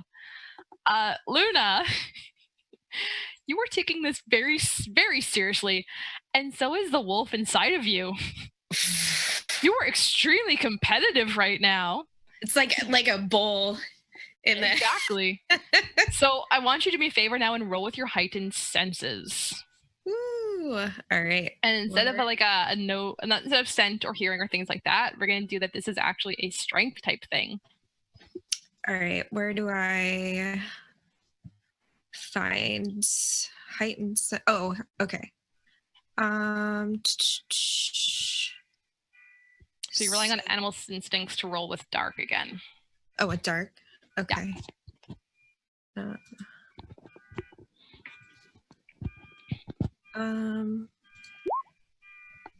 Okay. Okay. So you managed to go ahead and roll with dark. Yeah. hold a little, but I'm going to get you that you get to find out right now people that are vulnerable to you. That if you really unleash yourself on them, here you go. Because your wolf is just picking these people out now because it's like you're just full on fierce, ready to hurt. Because you failed twice kind of thing.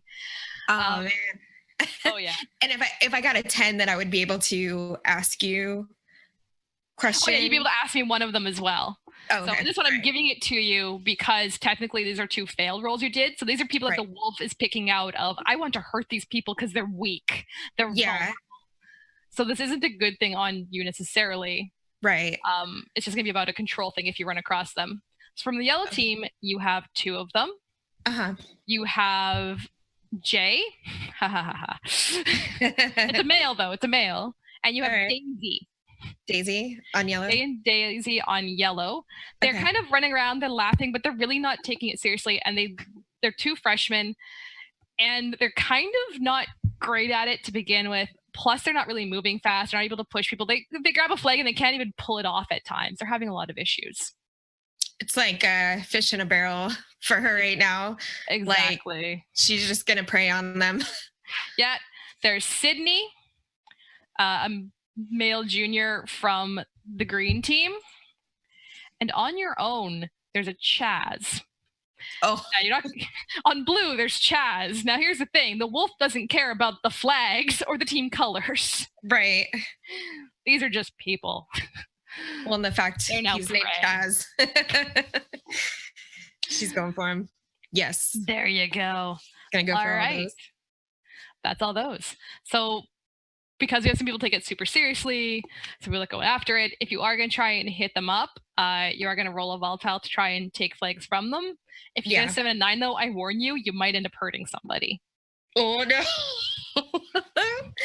I'm so nervous. So now, here's a question. Do you want to take yourself out of the game because you recognize what the wolf is doing? Or do you think you're so into it that the wolf's just going to be super competitive and away you go and you're going to try for those enemies? Oh, she wants to run. She's kind of looking for the doors out, like which way she can escape. But I think her animalistic side is going to take over. All right. So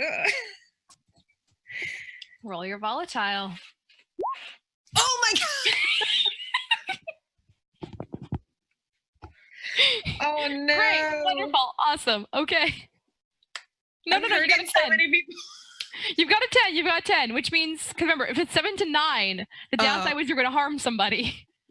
You got a 10. It's okay.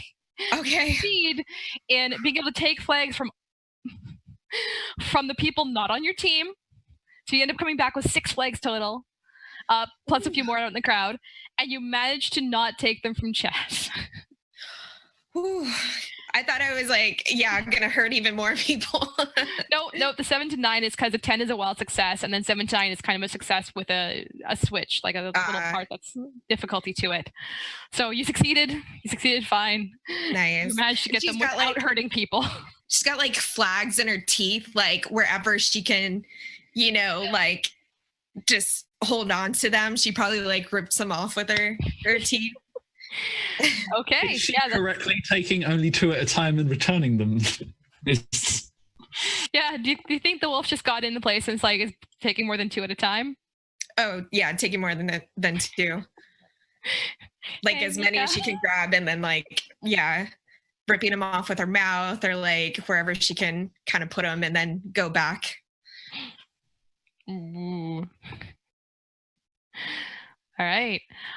Thanks to the people taking this super seriously, blue team does win this challenge. I think Micah starts as soon as that's announced. Micah starts the team chant immediately. And Luna's breathing really heavy. Yeah, I think he fully aware that she's carried the team is walking behind her, and be like, "Go Luna! Luna, woo!" It's so intense. Luna! So intense. Oh yeah, you're taking it super seriously. Mm-hmm. So after the team chant is done, everyone goes, "Congratulations to the blue team," and then they announce the 2nd and 3rd place and whatnot. And points go up on a board. You get a certain amount of points for each successfully completed game and what position people place. And next one will be carpets. What they do is it's the team captains are to go forward. They each take one of these kind of carpety mat things. It's a fabric stuff. It doesn't have handholds at all. It's just pretty much a large square of fabric that can slide across the floor. And you have to find a way to hang. And then this is how they explain the rules. You get into teams of 3 people each. Make your lines. 1's a rider, 2 are the pullers. What you're going to have to do is you have to take a loop around here and go back to your corner. You start at your corner. You go take a loop around the circle, and they indicate somewhere where the green is, or sort of where the gray is. And now you can see, there's some that make a circle area without crossing this middle section here. You have to stay within these lines, and it's a fairly large space for the carpet you have, or the fabric you have. And to go as many laps as you can before the timer runs out. Only rule of thumb is you can only take 1 turn around.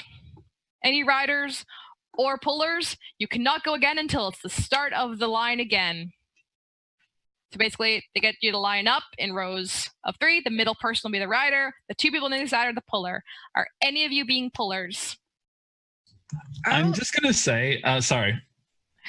No, I was just going to say I'll be a puller. What I was going to say is that Micah has noticed that Mars didn't take the last game super seriously, and he's going to approach her and be like, Hey, Mars. I noticed that like you seemed a bit distracted in the last game. Is everything okay? Everything's fine. This just blows. Well, it's about to get so much better because you're on my team, buddy. I was on your team for the last game, Micah. It still blows. No, the pulling squad. You, me, and then he's just gonna look and be like, Luna, we're gonna do. Micah, don't I get a choice in this? Of course you do. And he looks at you with big puppy dog eyes, and I want to roll something to make you do what I want. Can I roll to shut Micah down? You both can. Here's the one thing. I have a -1 in cold. It's probably not going to work, but I'm going to try. Yeah. But the unicorn, depending on what they have, they absolutely have something, I think. Yeah, I know. Or the strings, yeah. So you both can give that both a shot. I have strings on Micah. I'm going to use one. She has 2 strings on me. I have 2 strings on her. The rolling to manipulate the unicorn one, that's for NPCs only. So you can tempt me with your strings. If you I don't remember how that works. I apologize. I get XP if I do it. I mean, I can turn it down. You lose the string regardless, but I get XP if you do it. If I do it. I think I'll hold on to it, and then I'll roll, and if I need to, I'll spend the string. Yeah, so you absolutely can. Yeah. So the puppy dog eyes.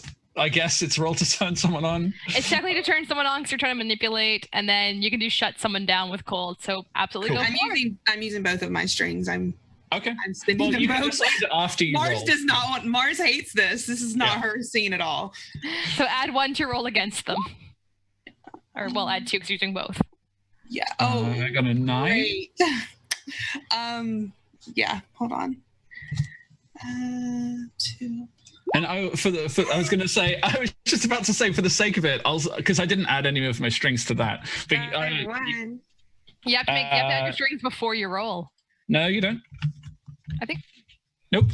No. Strings. You can add 1 to your roll against them. Choose after rolling. Oh, okay. We're not to choose before rolling, but it might be something different. Never mind then. It's okay. But I'm going to let it happen. Yeah, he's just going to look really disappointed. What's the result of shut someone down for him? It's a 10, it happens. It's like if it's just a regular hit, then it just you come across poorly and get a condition. But it just happens. Yeah, on a 10 up, choose from 1 below. So they lose a string on you. If they have no strings on you, gain 1 on them. They gain a condition, or you take 1 forward. So which do you choose? That's Mars, by the way. Yeah, that's Mars. Yeah. I think I'm just gonna take a 1 forward. Okay. So you take a 1 going forward, which Does she still So how does that look? He's like, it'll be so good. You tell me. No, I'm asking. She's shaking her head, and she just reaches out and touches you on your shoulder. No, buddy. No. All right. Luna's gonna come up and be like, well, why don't I pull you and take you for a fun ride?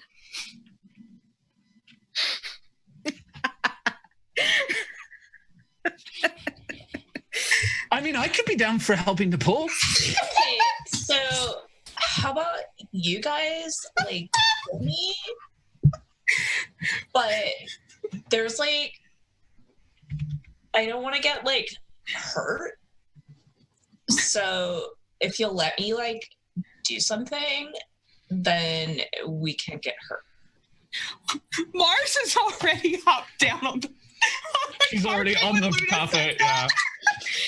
Because Luna would have walked away with that, been ready to pull the carpet. Yeah, Mars is already okay. Well, in that case, if Saffron, because I think everybody in the team has to do it at some point. Yeah, it does have to cycle. Yeah. All right. So. Well, I think in that case, hearing Saffron once Mars rejects Micah, and then sees that she's going to participate, but with Luna, he's like, okay, cool. And he just turns to some a random sophomore is like, hey, could you help pull this these guys, I'm going to go join Saffron. And then he's like, grabs someone else along the way and is like, come on, we're going to go pull the witch. He doesn't say that though. He's just like, we're going to go pull Saffron. It's going to be so much fun. And the kid's probably looking at him like, What? don't worry. I'll do most of the effort. I hope not, because that'd be a terrible experience for the carpet. Yeah, it would just like swank one way. I look at I look at Micah and I'm like, can I have like that note you wrote before? No. I pull out a piece of paper and I'm like, can you like just write something for me? I mean, sure. What do you want? Whatever, it doesn't matter. Do you give him a pen? Yeah. Okay, he just draws like a heart and he's like, here. And she's blushing, but she's trying really hard not to. It's a heart, but it has a skateboard in the middle. And she kind of takes it in her hand and she looks at him and she kind of mumbles some things. And then she's like, okay, let's go. I was going to say, he's definitely making eye contact because he tries to make eye contact with everybody. Yeah. So he's just like, all right. Was that a... Yeah, and so now you're under binding, so you can't harm me.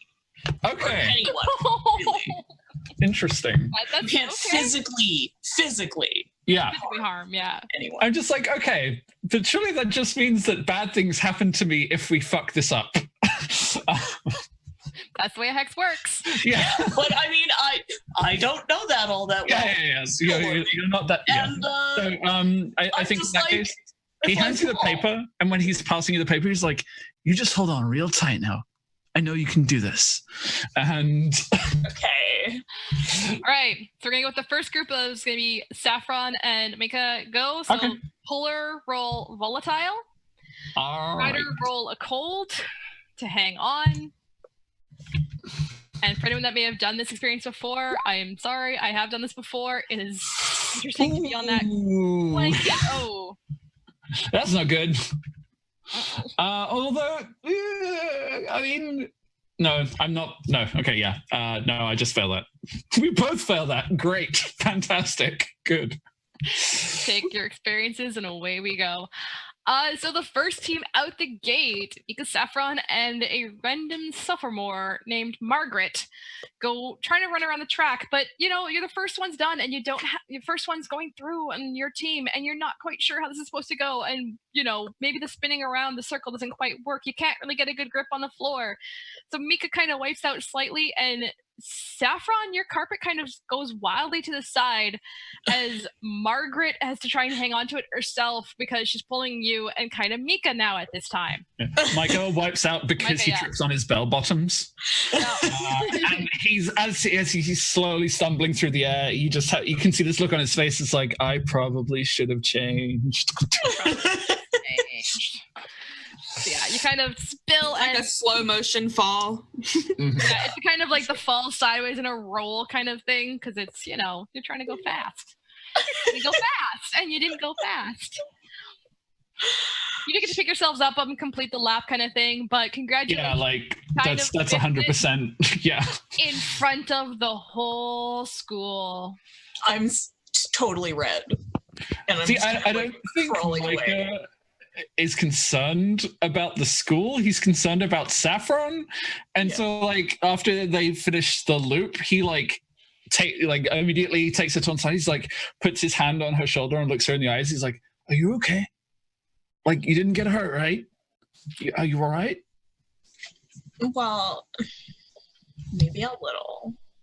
Well, like, here. And he takes his jacket off and like he puts it on and he on her shoulders. He's like, let me go ask the teacher if we can like sit out for the next bit because you shouldn't push yourself. And then he goes to do that. He finds... And as soon as he leaves, she's like pulling the coat around a little tighter and like smelling it a little bit. I will say for the sake of like towards the darkest self part, you both took harm from that. Sure. Okay. It's kind of a mental state-ish more than actual major pain. But That's fine. if it was real life, you'd probably have bruises. Yeah, I think Micah is going to seek out, it's probably Coach. And he's just going to be like, hey, Coach, look, I'm okay to go. I can carry on, but I think like Saffron needs a break. Could we maybe get like a sub in? You have your whole team to deal with. If she needs to break, just have her not participate in the next game or the next ride. Yeah, that's all I meant. That's fine. Okay, thanks. That's all. And he goes back to the group, and he goes over to Saffron. And he's like, you just take it easy now. Everything's going to be okay. Thank you. You're like super nice. And he's already turned back and was watching the event because he's the team captain, and he's got to make sure everybody's doing their best. And she's like being all cute, and then she looks up, and he's not even looking at her. And I'm so proud of the Team Sonic Blue. We're going to do this. Oh, she's so mad because he's not even looking. It's so well intentioned, though. Luna and Mars. Luna, if you're pulling, roll with volatile. Mars, since I believe you're riding, you're going to roll with a cold. Can I use my string that I have on Luna for cold? Because I'm hanging on to impress Luna. Yes. That's the whole reason I even participated was to impress Luna. I will absolutely let you use the string on Luna for that. It's probably not going to help, but I'll try. That's not the right thing. God damn it. Oh, it actually did. Yeah. Tonight. Good job. You both make it around the circle successfully with the random person that has helped you, August. Well, he's going to hear something very awkward in a minute. Well, there you go. You're going to get to say something very awkward around August. So you do succeed on 7-9. You maybe don't make it around as fast. There's a little bit of a spin out in the corner kind of area, but hey, it's okay. It's okay. You'll make it work. You manage to pull back in. And as you're coming into the line to tag for the next team, what gets said that was awkward? Luna's going to ask Mars if she enjoyed the ride.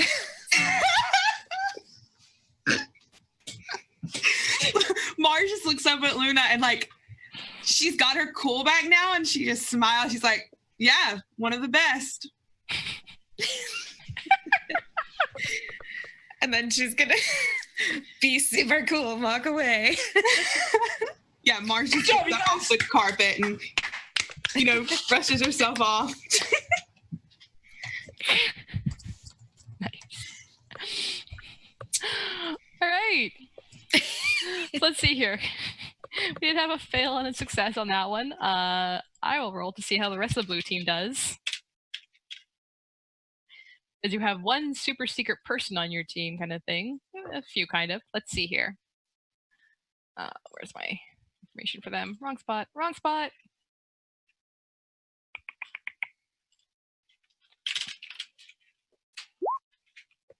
Ooh.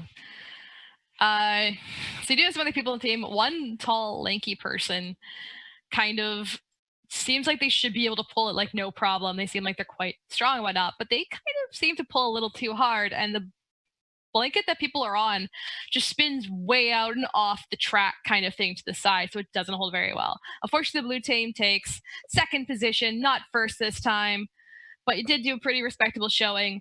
The yellow team takes the lead, takes the win in this one. Micah takes a moment to formally apologize to everybody personally for wiping out during the first full run. We don't have to go through that, but that happens. Luna's going to look at Mars and say, well, I think we won this round. I mean, I think we did pretty good. We make a good team. She smiles. I'm Micah completely walks past rolling. like, I'm rolling to turn. Like I'm trying to turn Luna on. It's completely flirting. Like glasses off and everything. Absolutely roll for that. Yeah. It's up to Luna if she wants to roll to shut it down or not. That's absolutely, yeah, of course. If you're going to roll. But I failed regardless. Oh no! That's even with the modifier. God damn it. Oh. Mars is Yeah, a little awkward. I think she is flirting with me, but she's gonna question it a little bit now. maybe I did something wrong. I don't. Too strong? Yeah, I don't know. Aw. Micah is 100% going to tease you about how you weren't looking forward to bonding, and now you're clearly enjoying bonding. Me? You're talking to Mars? No, it's Luna, because she was being like, "Oh, it's the worst," and I'm like, "No, making friends is gonna be great." And then she's been super into both these games so far. Well, I guess we have a great team. What can I say? You're right. We do. We'll get them next time. Okay. They're like, okay, good job showing. Good job, teams. We're going to have one more activity. Then we're going to take a quick break so that people can kind of take a breather and relax and recuperate. The next game is a relay race. What you're going to do is just have to race the other side, grab it, and come back. However, both teams, blue and green and red and yellow, are going to be competing with one another. The trick here is quite simple. You're all running in the same space, but not from the same start line. You can kind of get in each other's way. Please keep it non-physical contact. And just try and slow someone down without slowing yourself down while you pass the baton. If the other person somehow gets the baton out of your hands, though, from the other team, in this case, we'll have a white team and black team, blue and green on one, red and yellow on the other, and they get the baton out, and they run it back to their base. If they can successfully run to yours and run back with your baton in hand instead, and no one gets it back, just grab it. You can't hang on to it too tightly. They will successfully complete another lap bonus. Team captains, you are responsible for marking completed laps on both sides, which means that on one hand, have some team captains that are marking completion of your batons, but have some team captains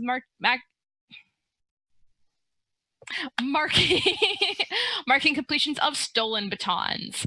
Divide into your teams. Ready? Line up. We'll be bringing you the batons.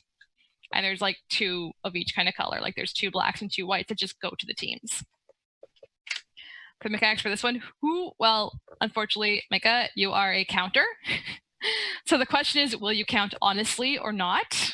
Well, absolutely, I'm going to count honestly, but also I'm going to be cheerleading the entire time. Okay. Obviously. I'm just going to be doing a running commentary telling everyone how great they are. Yeah. And if somebody is rolling, I will use a string to aid them. I think you can do that. I don't know if that's works.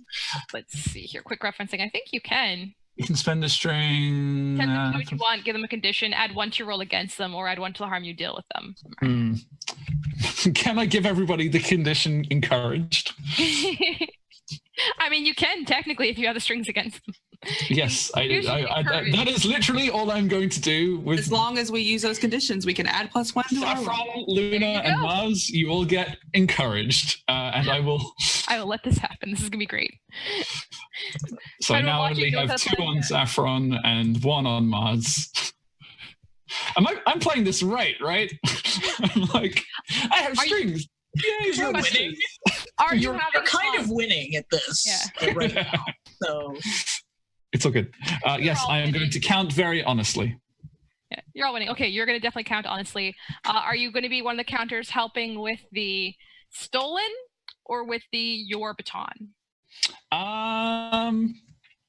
Probably our baton, because I'll be monitoring my players more than anything else. Okay. Or my teammates. All right. So people line up, because basically how this works is that a runner goes with the baton, comes back. If what they're actually watching for is if while they're running past the other people, if they can grab a baton as they go by kind of thing. So you actually like hold it out in a weird state of like pass back kind of thing when you're coming back. So that's the best time to catch them, right? Is when they're holding the baton to pass. This was stupid when we did it in high school because no one freaking got it for the most part. Because you have to hold it out to pass, right? So it's like, and try and yoink. And my anxiety goes up like 1,000,000 levels trying to catch. Right? It's like, I'm going to do this. I'm going to do this. The 2 people who had their volatile competitiveness in the beginning, you are back on for this one. Like, yes, you are going to get this. Hi, Luna. It's a stick. We're going to play to that. Bork, bork, bork. All right, let's see. Never gonna let it go. Saurus.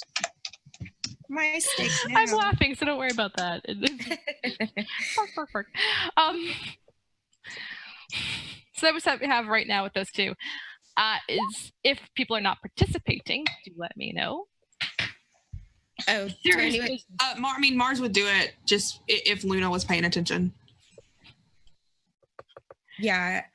So do I roll volatile? It'll be a or- rolling with volatile. Oh, okay. And then if people do have anything they want to add to it with any moves kind of stuff, that's one thing.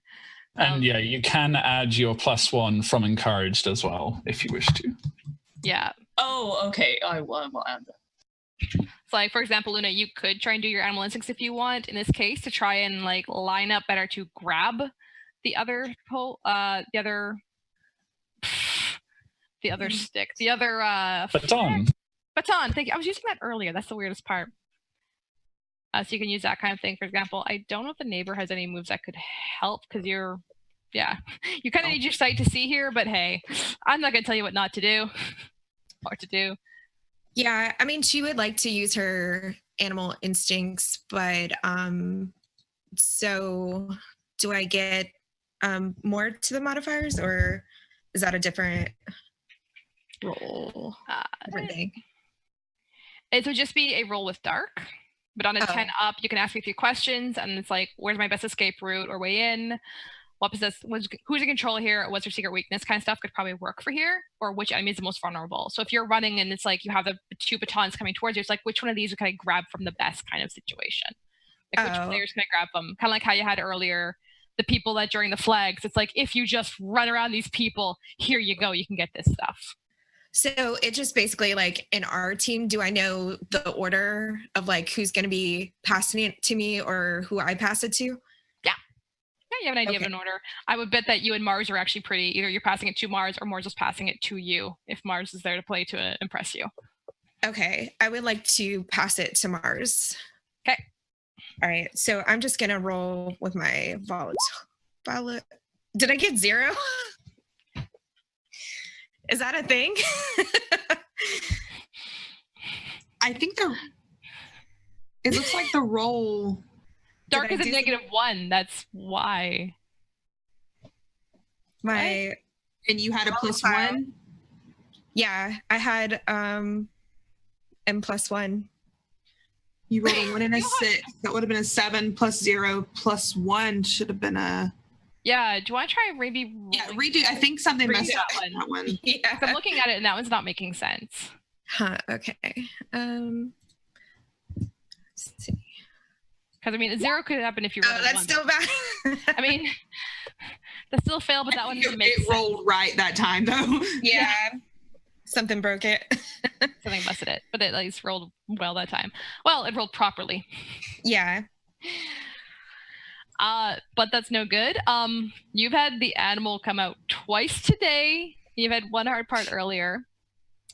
I'm going to make you roll with cold to see if your darkest self triggers. Oh God. Welcome to Persephone High, people. I already forgot what I'm doing. With cold. With cold. Can You're trying to tap down that werewolf. Take a moment as like Mike is standing by and counting, right? Yeah, as people go by and people line up. So like when this kind of stuff goes on, Micah so you have to take both and lining up. Going to see Luna freaking out, presumably, like with the contact and like seeing the panicking happening, and he's gonna break from his line, and he's gonna run over, and he's just gonna like interrupt her line of sight, like completely get in the way of her running, and just like grab her shoulders and be like make eye contact with her and be like, Luna, stop. Everything's going to be okay. You can do this.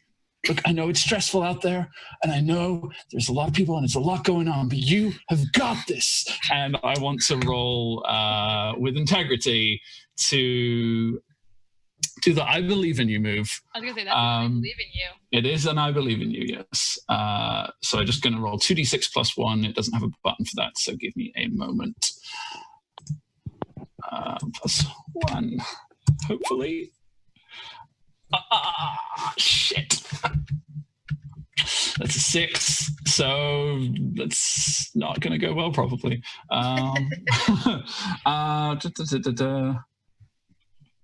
Yeah, so, I mean, ultimately, that's like a GM move. I guess... You can erase your one that you had integrity. But yeah, I'll have to do it anyway. You try it. You're in Luna's face, but Luna doesn't seem to notice you as the breathing gets more and more. Oh, dear. 9. So for you, you feel it kind of crawl under your skin. You can almost feel the rippling along your back of what the change would be like. And you recognize this from your summer vacation. But you manage to kind of hold it down. But you can feel just right at the edge there, like you have it's rippling along your back. Your change is right there. You're surprised there's no extra hair on your arms or anything that you can see. You can feel the teeth in your mouth as if they're trying to grow through, and you just kind of lean down and you're like, breathe, breathe, breathe. The wolf is right at the edge there. And Micah is still got his hands on your shoulders, so I just sort of put that out there. I don't know what you're going to do about that situation because he's doing his best. But like, yeah, she's like still like that, and then just kind of moves you gently to the side, gives you a little pat, and like, thanks, that helped a lot. And then she's gonna run and give the baton to Mars, but she's gonna kind of tackle her and then give her a little and then give her the baton and run away.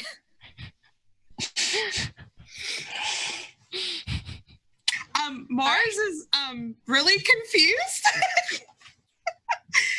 but isn't complaining. When you like run away, Mars just like, thanks. And then she's gonna run. She's taking it seriously now, I think, because she is trying to impress Luna. Micah is very confused about how this game works. So do I roll volatile? You will roll a volatile. Okay. And I'll add that 1 because of encouraged. Still failed. Oh. All that means is that at some point the baton is taken from you while you had it out, kind of thing, and the other team gets to actually run it in and take a point to it. They can't keep running it back and forth. Like, they only get 1 loop for it. So the baton gets returned eventually to your team, but they do get a point off of it. It's about it. Let's do a roll to see how the rest of your teammates do. Well, that drama went on. Good times had by all. No, we do this one for the big dude. Your rest of your team holds pretty well. I mean, it's not a great showing, but it's not a terrible showing either. And the blue team ties for second again this time, which it's more that there's a second, a third, and a fourth. There's no first in this case, kind of thing. So just put both teams at a second place kind of points thing to not go like way out of the way of people stuff. So I assume we have one more game, and Mike is like, okay, guys, huddle up. And he like goes to the other captain. He's like, we've got to motivate these people. We need to do what we can to get them in the game. And yeah, you're told this is one big free-for-all kind of game at the end. So basically, teacher comes out and just goes, okay, this is a break for drinks. Take a breather. Stretch if you need to. We're going to have the big game at the end here, and then you get a treat. And that's actually how the teachers called it. Ma's already got hers. Oh, yeah. Are we able to go outside of the gym, or do we have to stay in there for our break? You're allowed to like use the washrooms or the water fountains, but you can't really leave the area of it. It's like there's a cafeteria outside the gym and a multi-purpose on the other side that where the water fountains would also be. So there's some in the gym and some outside, like some in the betweens. Okay. So you can go there to get water, but you can't go beyond that area. You have the change room, washrooms, and then the 2 external rooms. Yeah. No one's allowed outside right now. Luna would probably go get some water and then just kind of lean against the wall and then like slowly sit down and just, she doesn't know if she can like participate in the next event. I'll just come by and just kind of sit down next to her. Hey. Hey. That was like kind of nuts. Yeah, I don't think I can finish out these stupid activities. Yeah, that's cool. It was like making me angry, and like stuff happens when I'm like angry. And like, it's like not cool. Yeah, it's almost like I can't control it, and I'm not sure that would be the best thing the first day of school. So yeah, nobody likes people who like freak out, but like, I don't know, whatever. It happens sometimes. It's fine. You're like fine. Just whatever. Like, people suck, and they're just like gonna make you so mad all the time. You just have to like deal with it, or like murder everybody. I think in my case, it might be more of the latter. So yeah, well, I like maybe got in trouble a little bit at my old school for like getting super angry and maybe like cursing somebody. Wow. Well, I think I'm cursed. Cursed? Like, what do you mean? I think I don't know. I think my family did something wrong, or maybe I did something wrong, and now I'm cursed to turn into some kind of beast.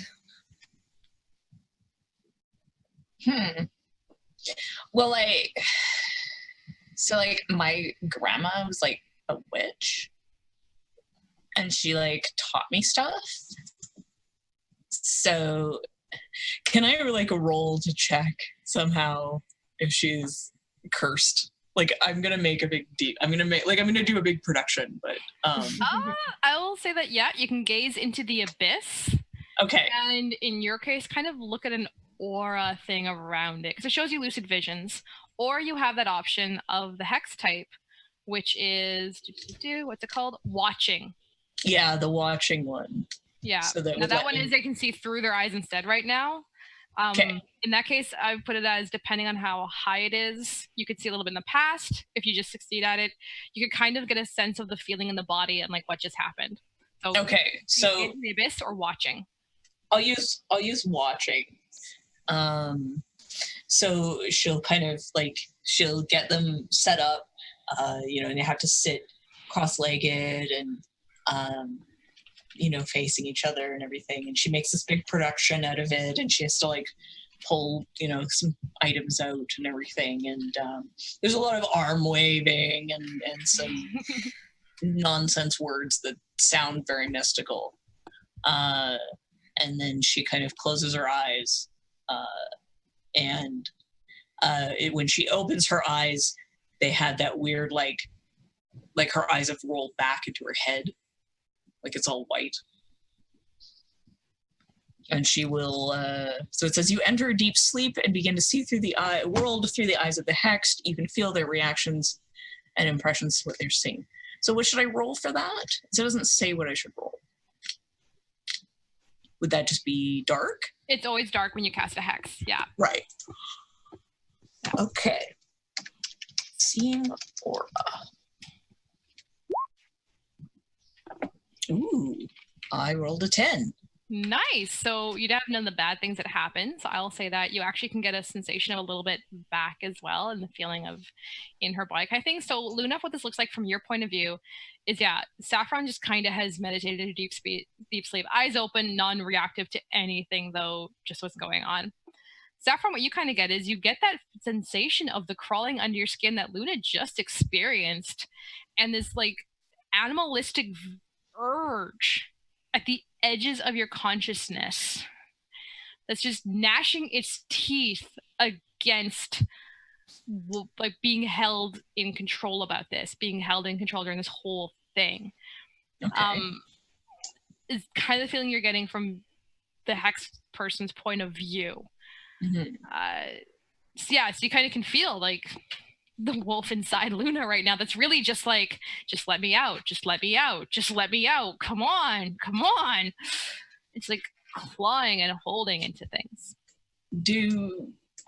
So when I do this, does Luna get anything back from me? Does she get any hint that like I'm not full of shit, like I'm actually doing something magic, or does it just look like I'm fake?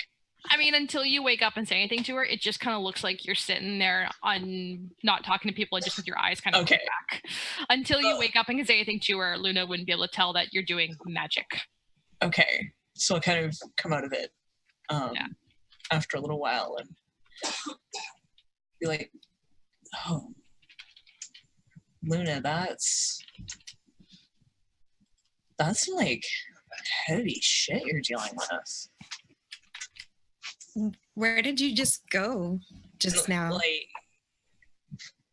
I was like kind of looking into your heart a little, and it's like, wow, that's like intense. I didn't know that was like for real. Yeah, it sucks. I mean, kinda. But like, you have power, right? Power is good. Not one that I can control. Yeah, but like, that just takes practice. I think at some point Mars is going to like realize she can't find Luna. Oh. And like try to go out in the hallway like looking for her. That's cool with y'all. Yeah, she's talking with Saffron. I mean, she's not like jealous or anything. She just walks. She likes Saffron too. She walks up to both of them and is like, "Definitely, all this blows." Yeah, it kind of does. But like, this town is not as boring as I thought. Maybe. I mean, yeah, to each their own, I guess. They're like really distracted in there. Do you two like want to try to like leave? God, I thought you would never ask. Like, I mean, Mike has got this whole out thing into the corridor. He's been intentionally trying to give Luna some space after the stress out. Yeah. And then he's like, okay, I should go find Luna and make sure she...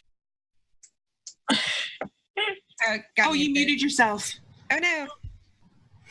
He didn't want to immediately follow because he wanted to like let her unwind because she was clearly dealing with some stuff. But then also he kind of knows her adjacently and cares about everyone so intensely. So he's just like, I have to make sure she's okay. And so I don't know. I don't think he overhears the suggestion that like everyone's going to bounce, but he comes out with his skateboard because he got the impression that like she seemed really thankful and grateful when he offered to let her use it. So he brings it with him because he's like, maybe she'd want to hold it or something. The minute that like Mars sees you and you have your skateboard, she's like, Micah, great idea. So just throwing this out here. How about we go to the supermart and you show us some cool tricks? We should totally do that when this is all over. I mean, we're gonna go right now. You can come afterwards. No, you guys, you wouldn't let the team down like that, right? Yeah, we would. And I mean, we already won 2 events. I think we haven't. we can call it We've a got to day. win the day. We've got to win the day.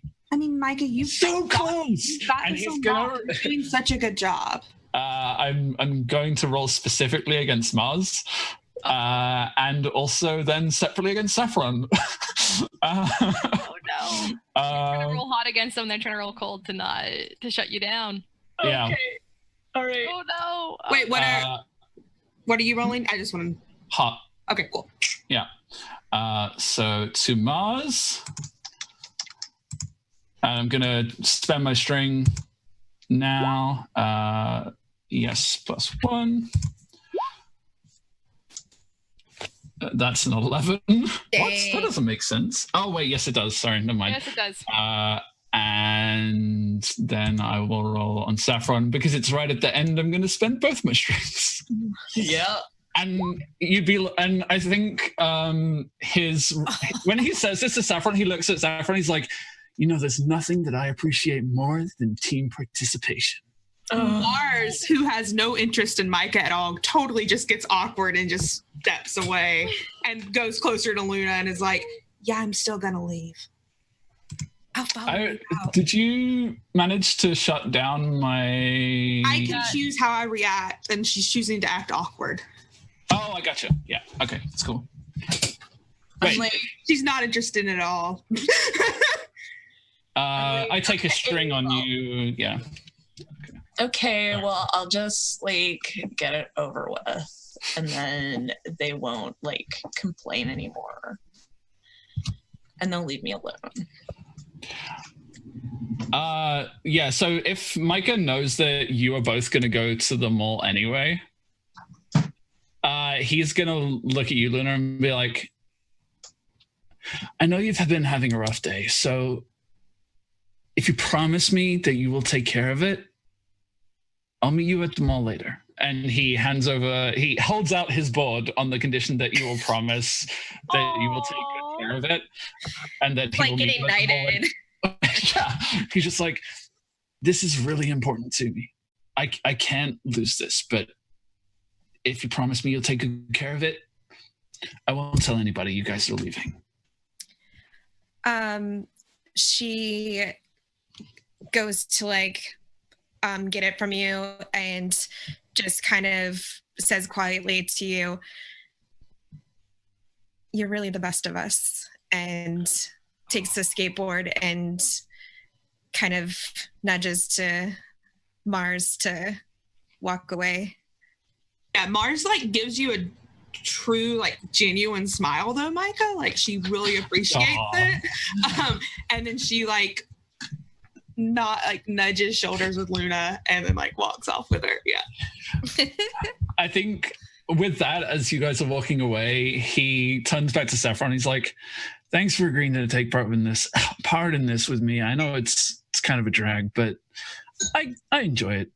Well, I was thinking, maybe you could come with us to the mall.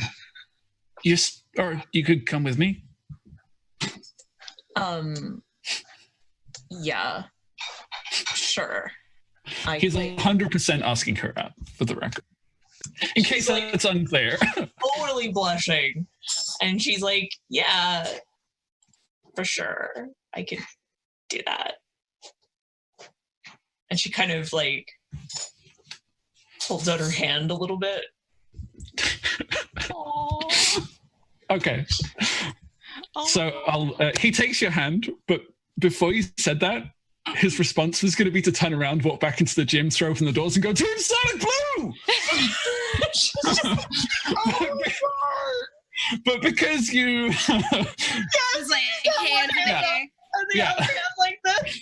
That's I imagine how it went instead is that now Yeah. it's Saffron's arms getting held up here now, and it's like, Saffron, how do you feel about that? It's super embarrassing. Would you like to roll a But then Micah turns and smiles at you with his biggest, goofiest smile. Yeah, and then that, like, she doesn't care anymore because Okay. the boy she likes is smiling at her, so everything's fine. Okay. And we totally win all the events, and that's the end. We're gonna do quick wrap-ups. We win the day. Yeah. Cool. Yeah, you win the day kind of thing. It's the last game of the day, by the way. You don't have to play this one, but you know it's called Amoeba Tag. If you don't know what that is, I suggest looking into it. It's a good fun one for a large group. They do edit it a little bit for the 2-team kind of thing situations, but it's a good game nonetheless. And then what you get to do at the end of it, the treat that they bust out for the people who stuck around, is giant troughs filled with ice creams and sprinkles and chocolate sauce and whipped cream. Now, here's the thing, though, and I mean giant trough. I mean from one end of this gym to the other kind of thing almost, or halfway point at least. Each team has a trough. They have to try and eat all of it. Micah does not That's the intend to subject anybody to that. And he'd be fine with it, but he's just like, does Saffron look like she's even remotely interested in trying? No, she can't. That's like... I didn't think so. He's just I'm like, going to say, not only that, but as someone who has participated in that, it's so gross. yeah, that doesn't surprise me at all. You don't get spoons. Let me put that No. right now. You don't get spoons.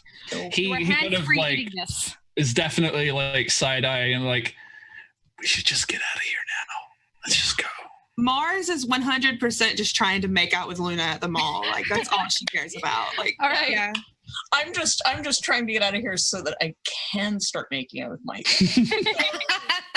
Welcome to the end of the Monsterhearts Hades. Yay! Micah Hades is day looking of it. forward to skateboarding. And not the making out part that he'll get. I mean, he's not opposed to it. You've muted yourself.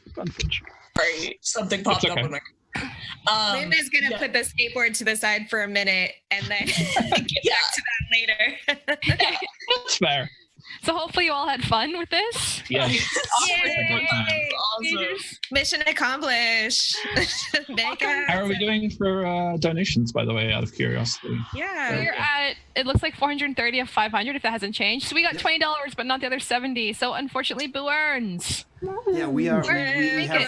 430 out of 500, and we have 3 hours left. So we have 3 hours to hit Nice. the last $70.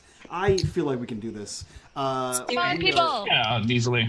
We have the polar opposite of this game coming up next, which should be very interesting. So yeah, that was super awesome, guys. That was super fun to watch Katie not get smooches. I mean, to everyone to have a super fun time. that smooches, Uh, excuse you. Did I miss that? Did I miss you? Yeah, she I totally stayed did. down at the end, and No. Luna kissed her. Yeah. More Yeah, than one. Luna How did kissed I her miss this? mid-race. Excuse you, Mike. Damn I it. get smooches. Damn it.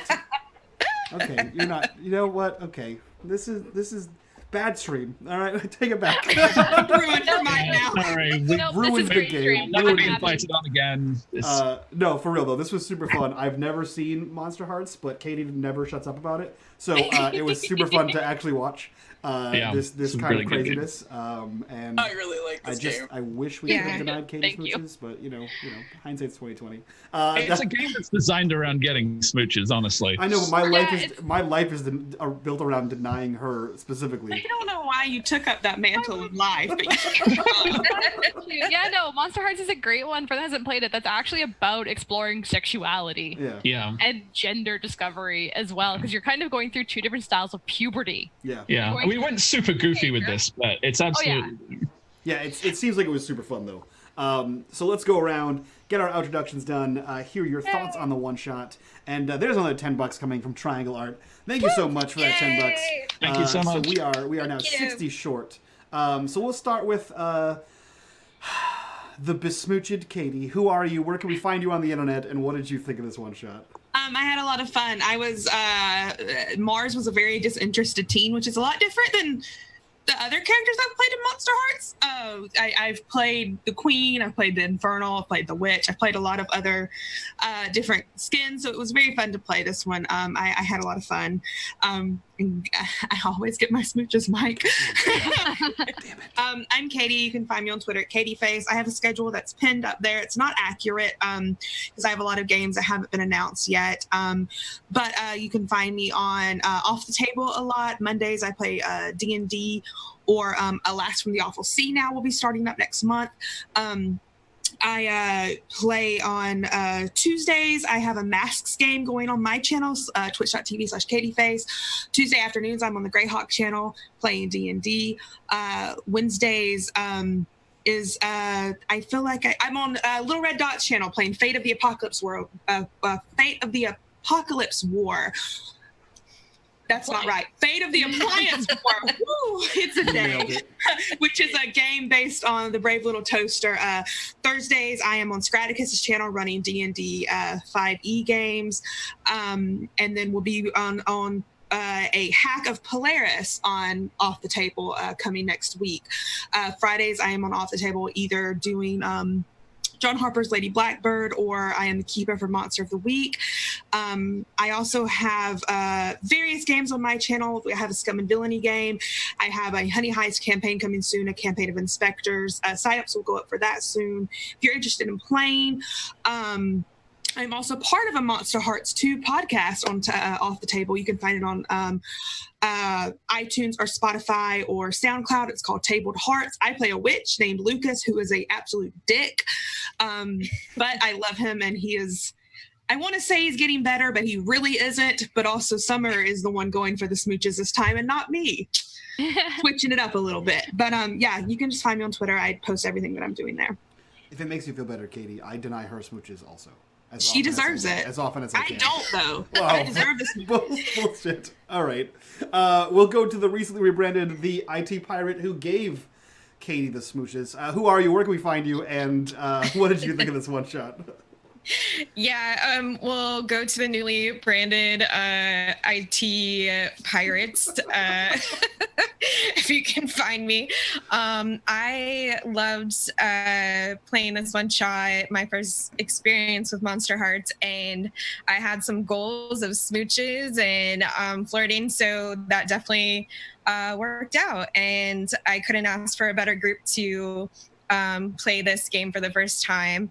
And I play every Friday with Pro Restarter on his channel for Birthright. So we just started last night, and the group is amazing, and there's a lot of sassiness and shade already. So yeah, we're kicking up the drama a bit. And yeah, just check out Twitter for all the one-shots and some other games that I have in the mix. And I also have a monster lore podcast called Roll for Lore. And the next episode is going to be on Driders with some very great and good friends of mine who are just amazing. So yeah, check it out. That's awesome. I never would have guessed this was your first time playing Monster Hearts. I also would have never guessed that it was Maddie's first time playing Monster Hearts as well. So Maddie, who are you? Where can we find you? And what did you think of your first time playing Monster Hearts? I really like this. I really like the system. It's pretty simple. And I wasn't really sure how it was going to play out. Like I sort of had some ideas, but I wasn't really sure sort of how it was going to play out. So it does play out really interesting. I like the sort of little moments where you have to like pause and like am I going to rage at this or not? I try to encourage that. Definitely had some memories. High school was quite a while ago for me now, so it's kind of fun to go back, and think about this kind of thing and how different it would be. And and Mike, I did not play a goth. I was so surprised. Especially since didn't you play like the witch? Like, yeah, I was so surprised. Yeah, Switch I was like, it up. no, I want to play a not goth character just to surprise Mike. Switching it up, not full of metal. You went really far from goth. You went hippie. Yeah. Yeah, you went California hippie girl. Yep.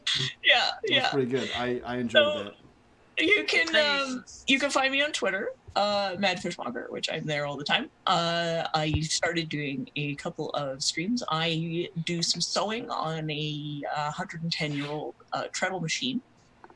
So I do some streams of that. I also am in a couple of games over the week.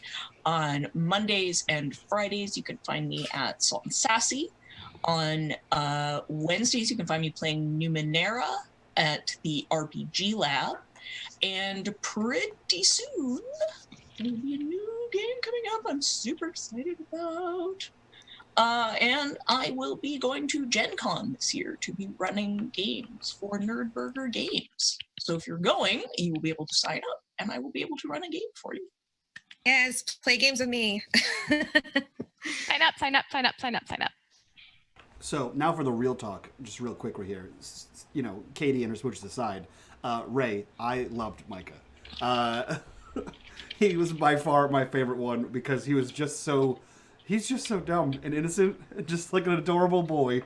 I was like, he's so pure. Keep him safe. So Ray, someone in chat put it was like hashtag Micah President 2020. Also, your American accent was just startlingly so good. Startlingly well, if good. you like accents and bullshit voices, so I am Ray, as you have hopefully worked out by now. I run a podcast, which is my friends and I playing Dungeons and Dragons.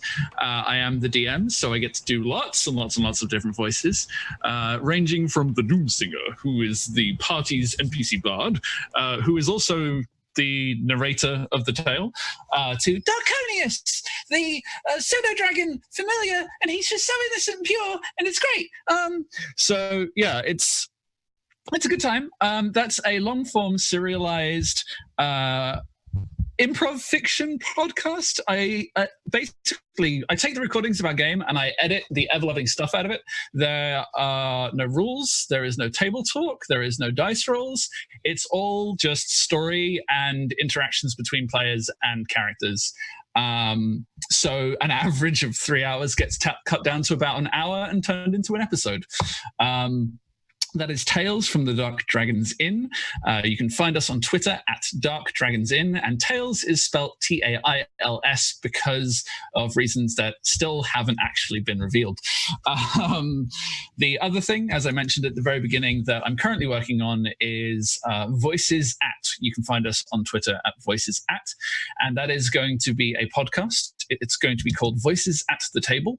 The idea is that we are getting people from marginalized identities to come on as a group and regularly work together to record and play one-shots of games produced by marginalized creators. And we're still taking applications for that. If you are part of the LGBTQIA plus community, if you are a woman, whether cis or trans, if you are a person of color, if you are suffering from mental or physical health issues on a long-term basis, consider taking part, because we will do our best to include you. We want to get as many experiences from different walks of life as possible, and have essentially the idea will be backing and supporting marginalized creators, buying their games, playing one-shots of them, and releasing those as audio actual play podcast to give people the chance to hear people play those games and hopefully then go on to buy them themselves. We'll also do roundtable discussions like a book club. It's a project I'm pretty passionate about, and I'm really excited. It's going to be pretty goddamn good looking at the applications we've had, and the applications for that close at the end of this month. So if you're interested, head over to Twitter on Voices at AT and drop details in an application. Join me and play games every month. That's pretty awesome. I fully support that, guys. Go check it out, Voices At on Twitter.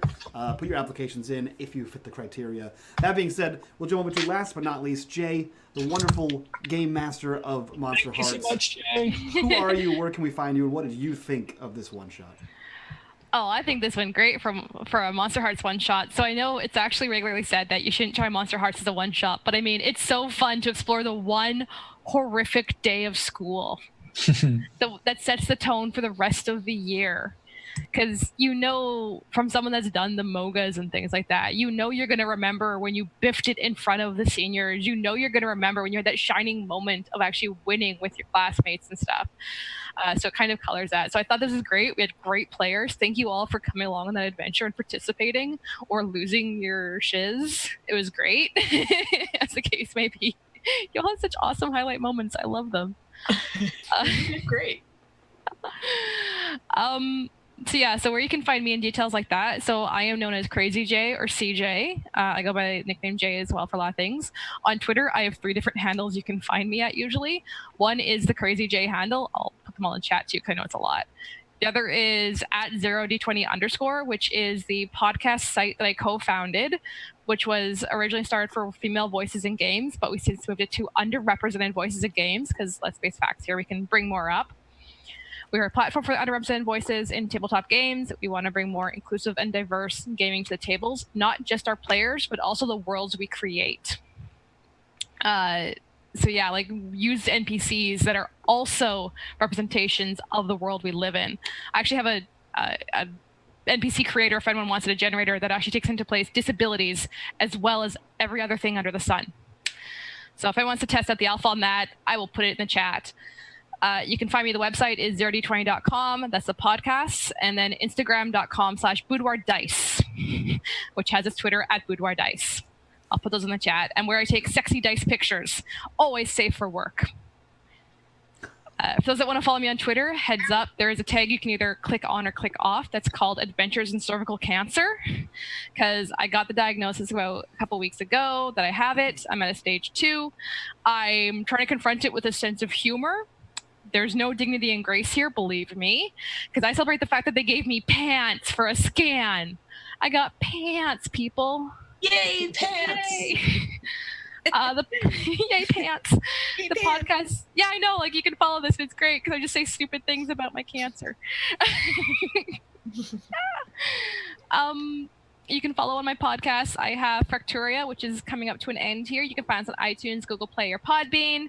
Coming out after that in a little while here, early 2019, will be Quest for the Vile Legacy, which, because it's not out yet, I can't discuss much of it, and I can't give any details without giving away a big thing with my players. But it's going to be great fun. It's basically a silly world. Like, they have things called bumble cats. This is the world they wanted, and so I gave it to them, and they might be regretting that choice. We have Lost Vancouver, which is a Changing the Lost podcast coming to Libsyn.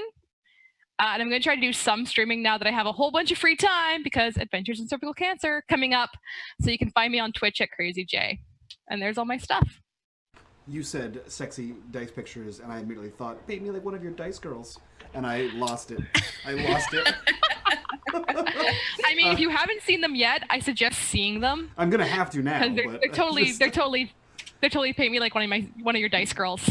I just imagined the scene from the Titanic, but it's dice instead of a person laying on the couch, just like scattered across the couch. Oh, I have that. Oh, God. I have that one. You We would. have a 3D printer. I can print whatever size little things I want. We have a chaise lounge. That's awesome. That's and amazing. a dice picture has been taken on it a few times already. This Have you got a site is 3D blocked. printed chaise lounge? Yeah, right. A 3D printed chaise lounge. That being said, guys, this is the end of Monsterhearts 2. This was awesome. This was a super fun time. We're going to get this cast out of here, jump back in for the final game of the day, which is Urban Shadows, a game where I'm going to be a super edgelord, which is the polar opposite of whatever happened here today in Monsterhearts. I know, right? So we'll see you guys back here in a few minutes. Stick around. We'll be right back. And from all of us to you guys, bye-bye. Bye. Bye, guys. Bye.